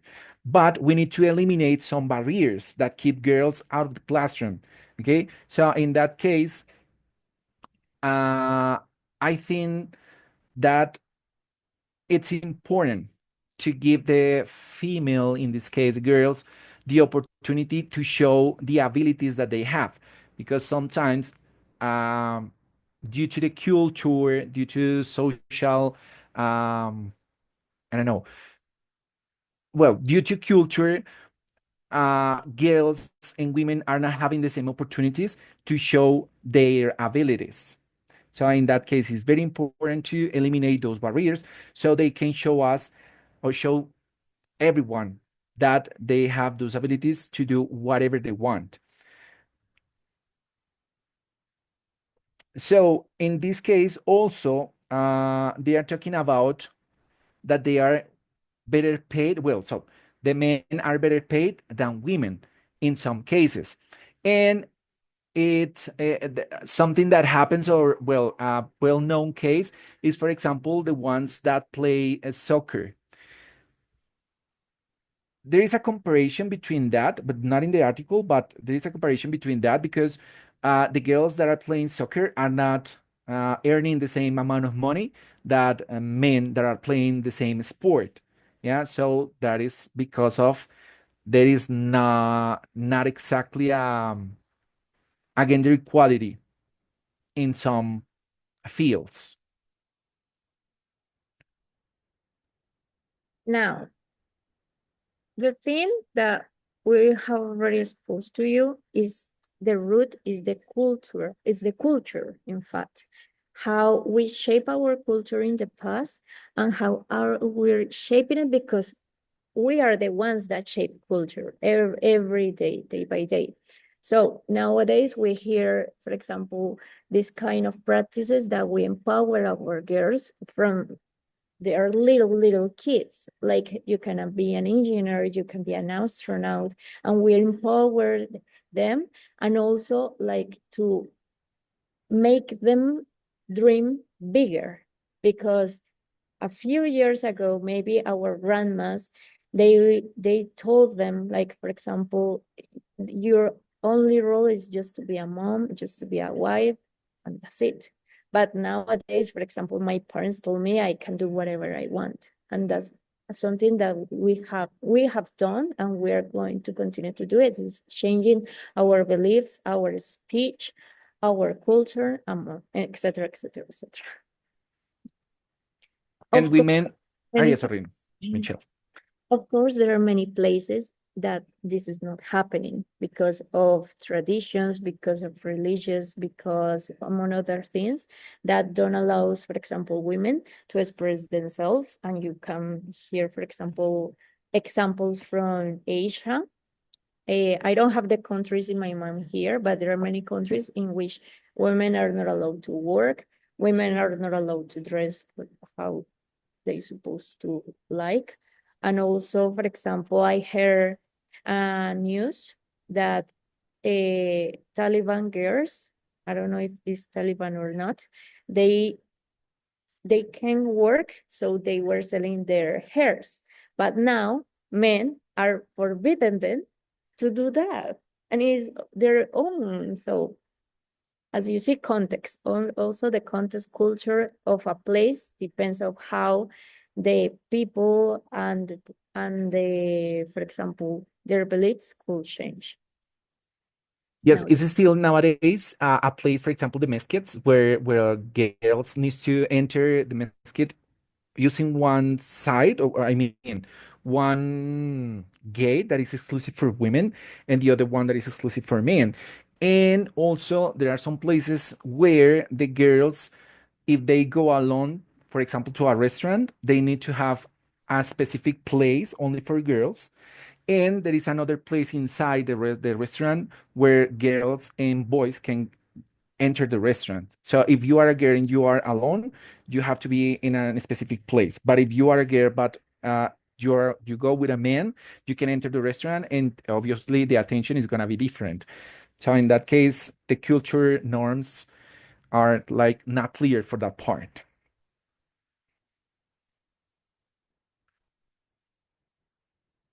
Well, in this case, we have a case in which there is a transgender student in well, I'm going to read here. This story touches one of the challenges faced by a transgender questioning a student whose name is Kate at Reline Middle School. In this case, the student says that he wants or prefers to be called Kate Brianna, but the teachers are uncertain about how to support Kate. His mother is struggling with the situation and imposes restriction that may not help. So the mother says, no, you are not allowed to do that, but remember that you are in the school is not helping that. And there is a significant issue with bullying at the school. Staff are conflicted due to their conservation backgrounds, or if they can like support Kate in that part. So in this case, we can see that social norms and gender expectations are not taken into account. There is a discrimination and marginalization, the role of culture in shaping gender perceptions, and the importance of advocacy and support. So this is how we can connect the document with this case. And finally, the need for institutional change. So in this case, the Kate is being bullied by the partners, and sometimes he said, no, okay, I want to behave as a man, but other days he say, no, I want to be called as Kate Brianna, and I want to wear my nail polish with pink. And that is the reason why some students are bullying him. And also the teachers are like confused. Okay, what do we have to do with this kind of student? We didn't have a student like this in before, okay, or some years ago. So what do we have to do right now? We have to stay, let the student to be here, or we need to like say the student, no, okay, sorry, this is not the school for you. You have to go out and behave as you want to behave, but in other place, not here. that is like the free speech of the school, because in this school, for example, they this is like the first time that there is like a confusing transgender boy or person in this case that opens his identity to everyone. So this is like the first time that they are like need to think about something to do. And for example, there was like a teacher reunion in which they discussed, for example, what are we going to do? And there are like gender roles, like very like marcados. For example, there is a military, I think, teacher who said, no, we shouldn't pay attention to him. He should follow the rules. And when he starts like to behave like the other personality that he has, we should stop, send him home, because that was another strategy that they use. Send him home because he is not using the appropriate appearance for the school or the appropriate attitude. So stop doing that because he is like not attending to classes, and that's another problem. That's an academic problem that teachers should do something about it. So that was like, I think, also like situations that happen nowadays in schools. And Do it's you very, no, to, sorry, don't worry. to the to these people that, for example, find a moment in their lives that they are discovering themselves, and the school is involved because they want to express like they want in every place, but sometimes schools are very strict with their norms, and they feel like blocked, contained, and you know, according to the law, we should have the right to express ourselves as we want and to express our voices too. And we're going to do something with that too. Okay, yes.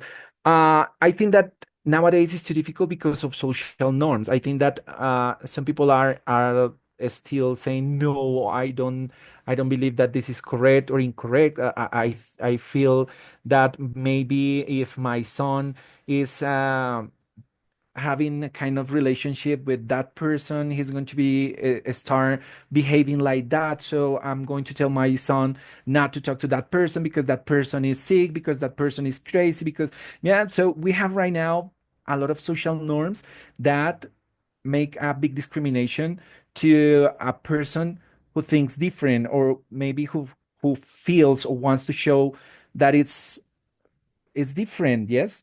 But as Michelle said, she or he has the same rights as everyone. So in that case, it's also because of the free speech and all of those things that are around that. So here we have two cases that are real here in Colombia. The first one is about a sexual harassment in Bogota, in a Bogota school, and the other one is about discrimination, about, well, this related to gender. So in that case, teacher review can put us into two rooms. So one room is gonna work, or one room is gonna like watch this video and are gonna discuss what happened in the video, and the other one is going to discuss about this one.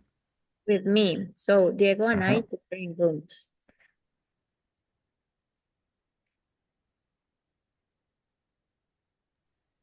Okay, okay. So let me do it.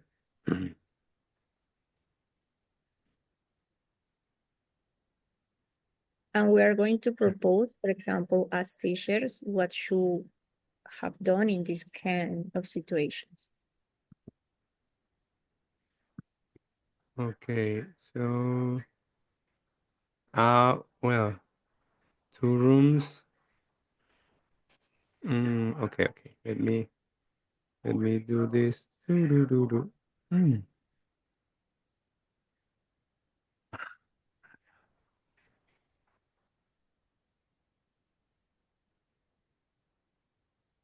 Okay, It's cool. Thank you so much. you're welcome. But Michelle,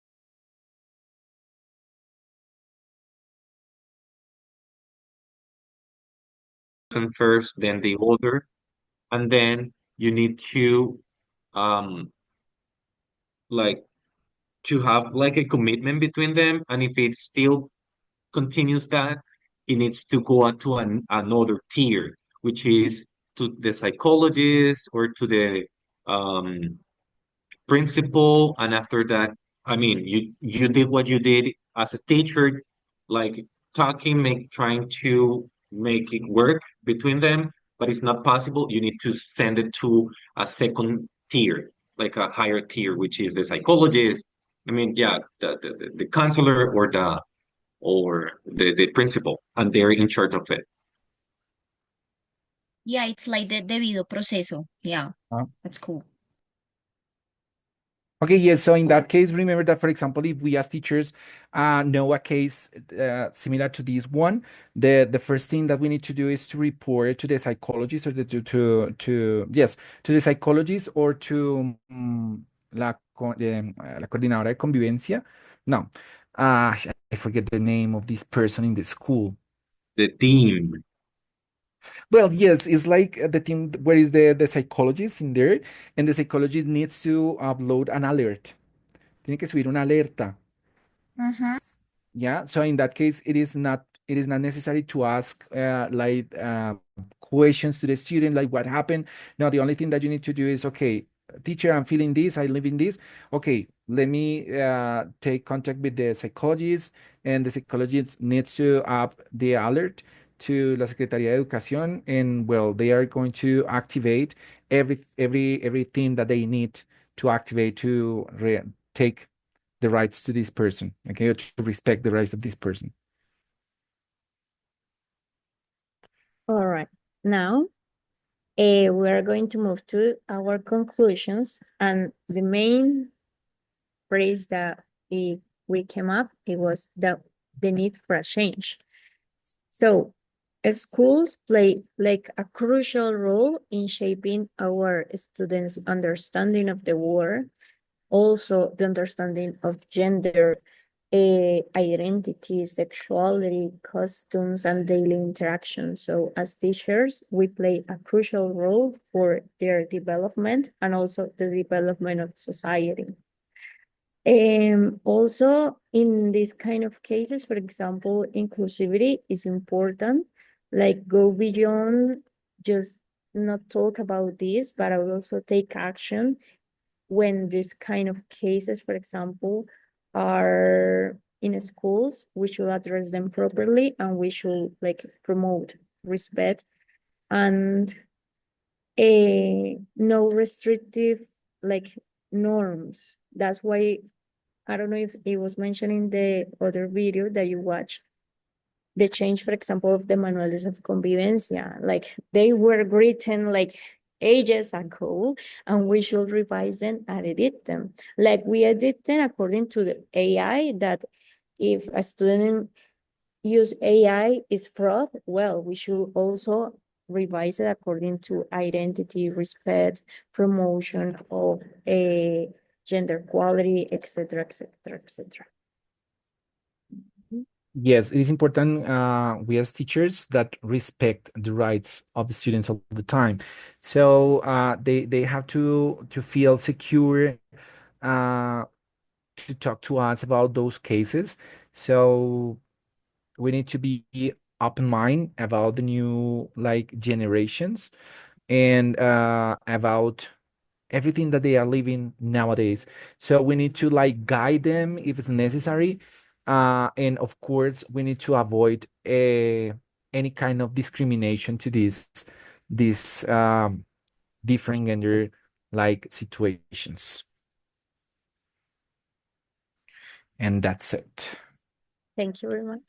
Okay, thank you, Diego and Michelle. Really good job. I mean, explaining the text and also using a case or two cases for expanding the understandings about this topic. Um, I just want to say something about this, which is, I guess that the our impression in these kind of cases usually is like shocking, right? Like, wow, How is that possible? But well, reality is what it is. People still are trying to force kids into one box or another. Like you're a boy or you're a girl, but and that's natural, something that you were born with this. And I guess that in our uh, generation, I guess that we can understand how rigid is that model of thinking and how inconvenient is for some person. So and that's it. But I guess that I don't know what you think about this, but as far as I know, there are like two different ways of dealing with this. One way is okay. Uh, there are boys and there are girls in school, and you have to respect the choice that every single uh, kid can make. So that's simple. Uh, and the other, there's one way, right? Like the free choice of the gender. And the other way is some thinkers and philosophers, they're saying uh, what is best is just to erase any kind of box. Like, doesn't matter if you're a boy or if you're a girl, you're a person. So in that way, you don't have to self-identify with anything, you know. So, for instance, in the first case, the school can say you can dress as you want, if as you want. Is And in the second, it's the same. You can dress as you want, but in the second, it's like it doesn't matter if you're a boy or if you're a girl. It's just it's not important for us as a teachers that you are one or the other gender. Like you are a person, and that it's what matters. But in the first approach, it's like it really matters if you're a boy or if you're a girl, but you're free to choose what you want to be. I don't know how do you approach to this, because in the second one is more like a queer approach. Like it doesn't matter at the end of the day if you're boy girl, gender doesn't matter. Like all the effort in the school is just in some way that the kids just feel less pressure about how do you feel as a girl or as a boy. It's like doesn't matter how you feel. It's just you, and that's all that matters. But in the second, it's like, no, that really matters. But you are free to choose what you want to be.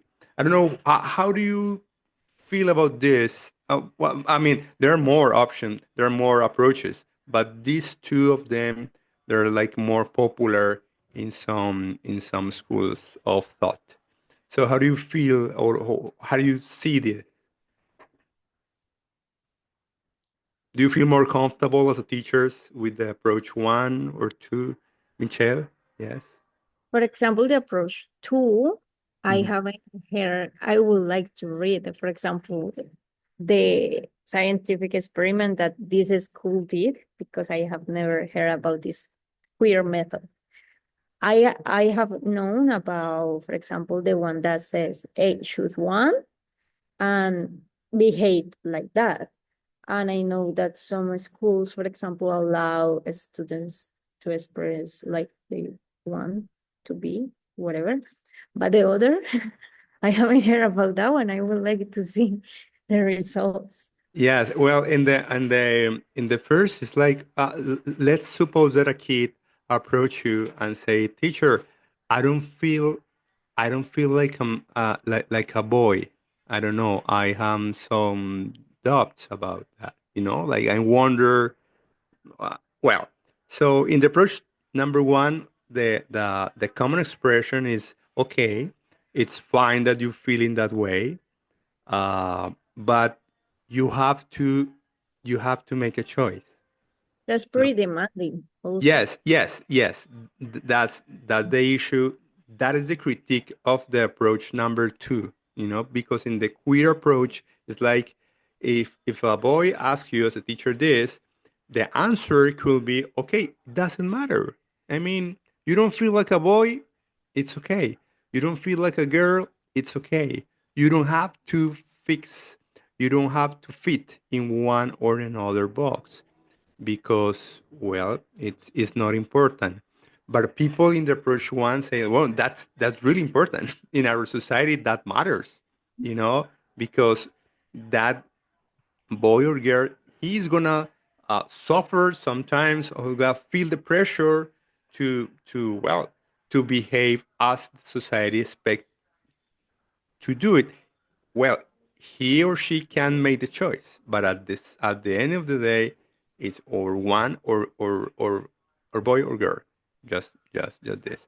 But yeah, I yeah, I Diego. work in I work in a school where a case like this like happened. A girl started feeling that she wanted to become a boy, and the school at first said, okay, no, you cannot do that here in the school. Okay, you have to behave like a girl because you are a girl. So your name is Patricia and you have to be Patricia all the time. Yeah. So the girl applied for a tutela, and the tutela said, okay, no, the right of her is that she can behave as she want. So if she want to behave as a man, so you have to respect the right that she have. Yeah. But sorry, that she had, yeah. But the thing was that some days she wanted to wear a skirt, the one that is the uniform, but some other days she wanted to wear pants. And she said, okay, for me, it's more comfortable to be like a boy because I want to wear pants. Yeah. But some other days she came to the school wearing a skirt. So the thing is not if she has the right or not to wear or skirt or pants.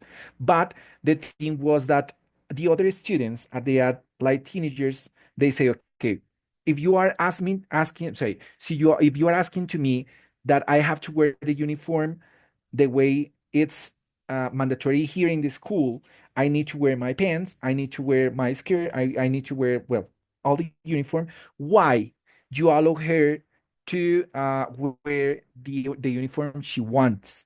Okay, so one day she came here with a skirt, and the other day she came here using pants. So it means that all the girls can do the same, or all the boys can do the same. And the other thing was that she started using the bathrooms also.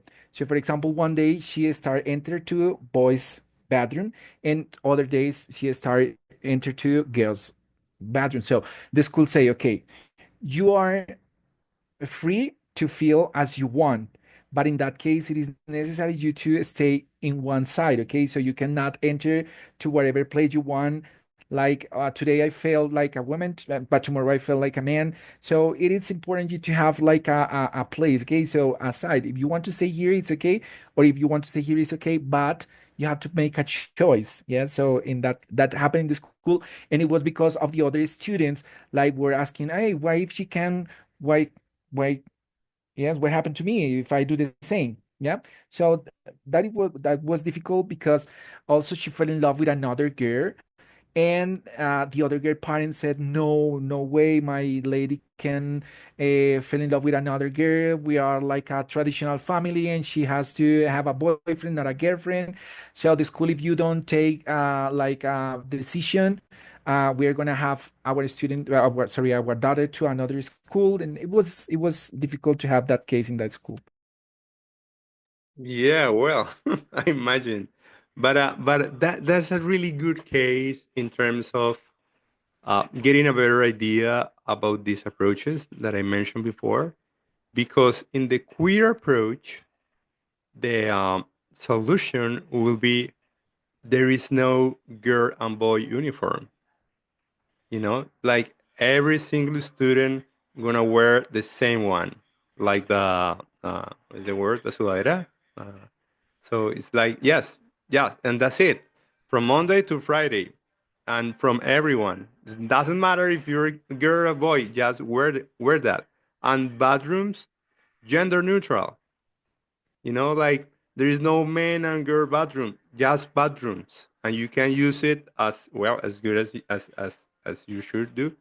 But at the end of the day, I just to mention this because sometimes for some people we are struggling with this decision, and the solution could be more easier in some sense, because in the Diego's case that you mentioned, well, at least for me it's pretty clear that student, what she's doing is challenging the binary between girl and boy at the same at the end of the day. Maybe it's not what she pretends to, but in her actions, this is what she's doing, right? He's saying, well, why I can jump from one gender to another. And he's saying, well, because you think it's so important and you freak out about it. But at the end, the solution can be, okay, so everyone I'm gonna wear the same uniform, period. On gender neutral bathrooms, period. And that's it. So I don't know. So sometimes I guess that the feminist the feminist approach is it's, well, it's good in some sense, like in terms of the rights of the women, I guess. Well, it's my view, but at the same time, for some people the feminism can go not that far, you know, because for some people, for some approaches, what we need is more like a queer transformation, like getting rid of the binary boxes and just be the people free as they want. Juan Pablo. Yeah, I just wanted to say, um, I don't know if it was Michelle or Diego that said that, um, according to feminism, um, discourse, that men don't suffer anything, right? It is just being women and women, and that's it, right? Yes, that's what I understood. Yes, no, but that happened in the culture of the girl that wrote the document. That happened in that culture. So she's not like generalizing, but she was like telling the story that she lived. Okay, okay, got it. Well, anyway, sometimes I feel that I mean, patriarchy has an antagonist, which is feminism, right? But picking one side is like, dude, you're not helping to like solve the issue, to solve the problem. It's like making it worse, you know? I understand we need to be neutral, maybe as Edgar is saying, like we shouldn't like just pick one side, you know? It's like we should be equal, you know? But it's like, okay, so women should be, because and as it says, that women suffer of not being um for equal opportunities for education, work, and everything. But men have suffered as well, because it is like you are not able to feel. You're not able to feel love. You're not able to feel sad. You're not able to cry. You're not able to do this and that.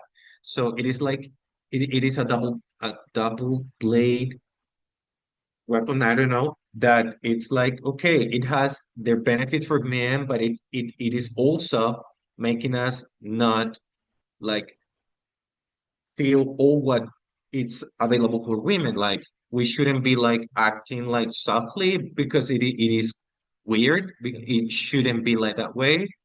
But though women they can wear pants, they can wear different things, and they were and it's fine. But if men do it, it's totally wrong.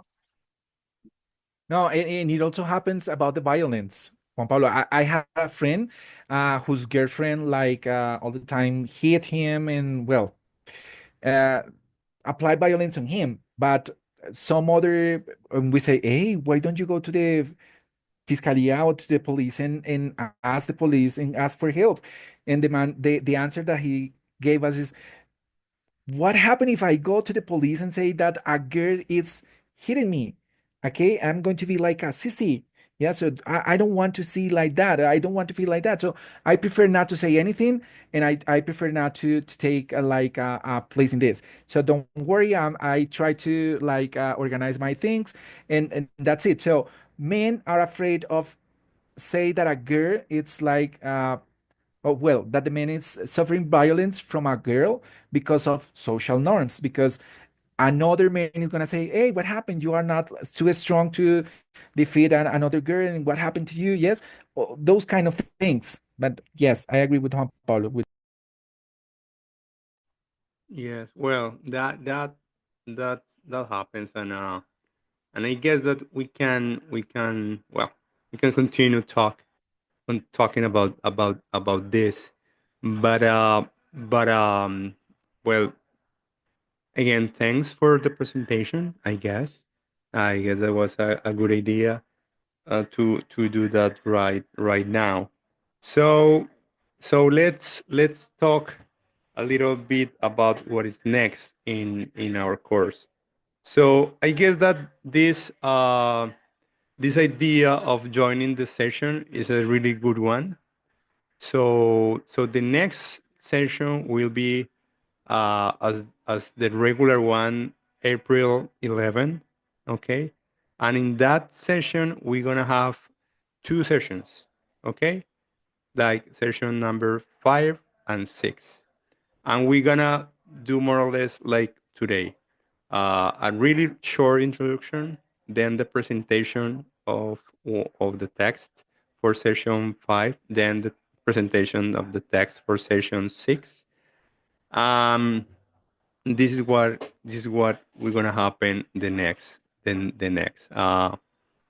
class in April 11. Again, that will be our last class with joining two sessions. Okay, okay. So maybe because, well, I guess that is the best way how to deal with this, in terms of no one is gonna miss any class, and you can be present and the rest. So so so okay. This is what is gonna happen for the next class.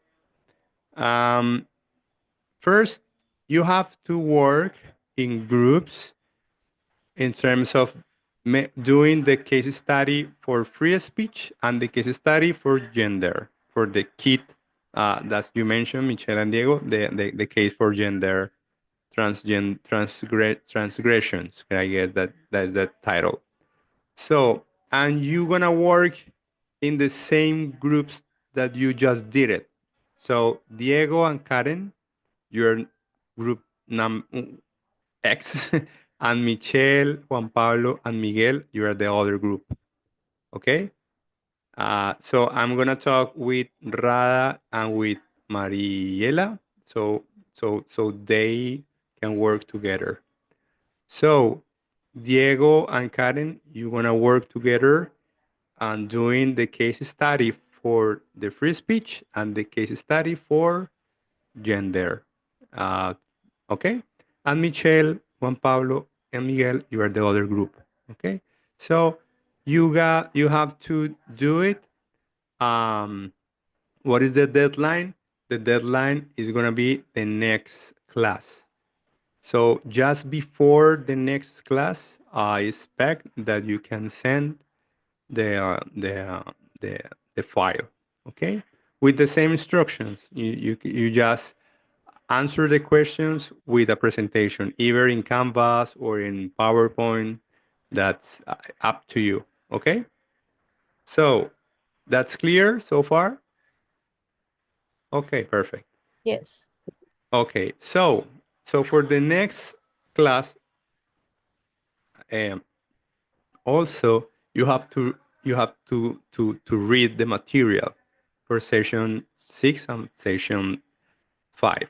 Okay, all of you. Of course, the groups that's gonna make the presentation, well, you definitely have to do it, but the rest you just have to do it as well. Um, and the forum. So because it's too much to do, I guess. So you can choose to participate in one forum. There are three forums, which is session forum from session 4, 6, and 4, 5, and 6. Yes. So you just pick one of them, and for instance, I just want to uh, say something in the forum about gender. You can do it, or if you want to do it for the forum from political participation, you can do it. Or just one, just that's it, and that's fine because it's a lot of work to do. Um, and that's it. So the next class, we basically gonna work on the presentations of the topics. We're gonna talk about this, of course, and the case studies for session 5 and 6. You're gonna work just at the same as you just did it for session number 3 and 4 with the same group, the same partner, and you can send it after the class. Okay, after the last class. So the case study for the last two sessions, they're gonna be the homework for after the last session. You know what I mean? So in that sense, we can we can use the time here in class for uh, for the presentation and for the discussion about the text, and you can work on the case study after the last class, and of course sending as just as usual. So this is how I guess that can work better for all of us. So do you agree? Any Juan Pablo? Want to recap? Yeah. So we're going, my group, it'll be Michelle and Miguel, for me to work in the two case studies, which is free speech and gender, Gender, yes. right? So then we have the choice, I mean, you have the free to choose, right? Um, which forum we're going to respond.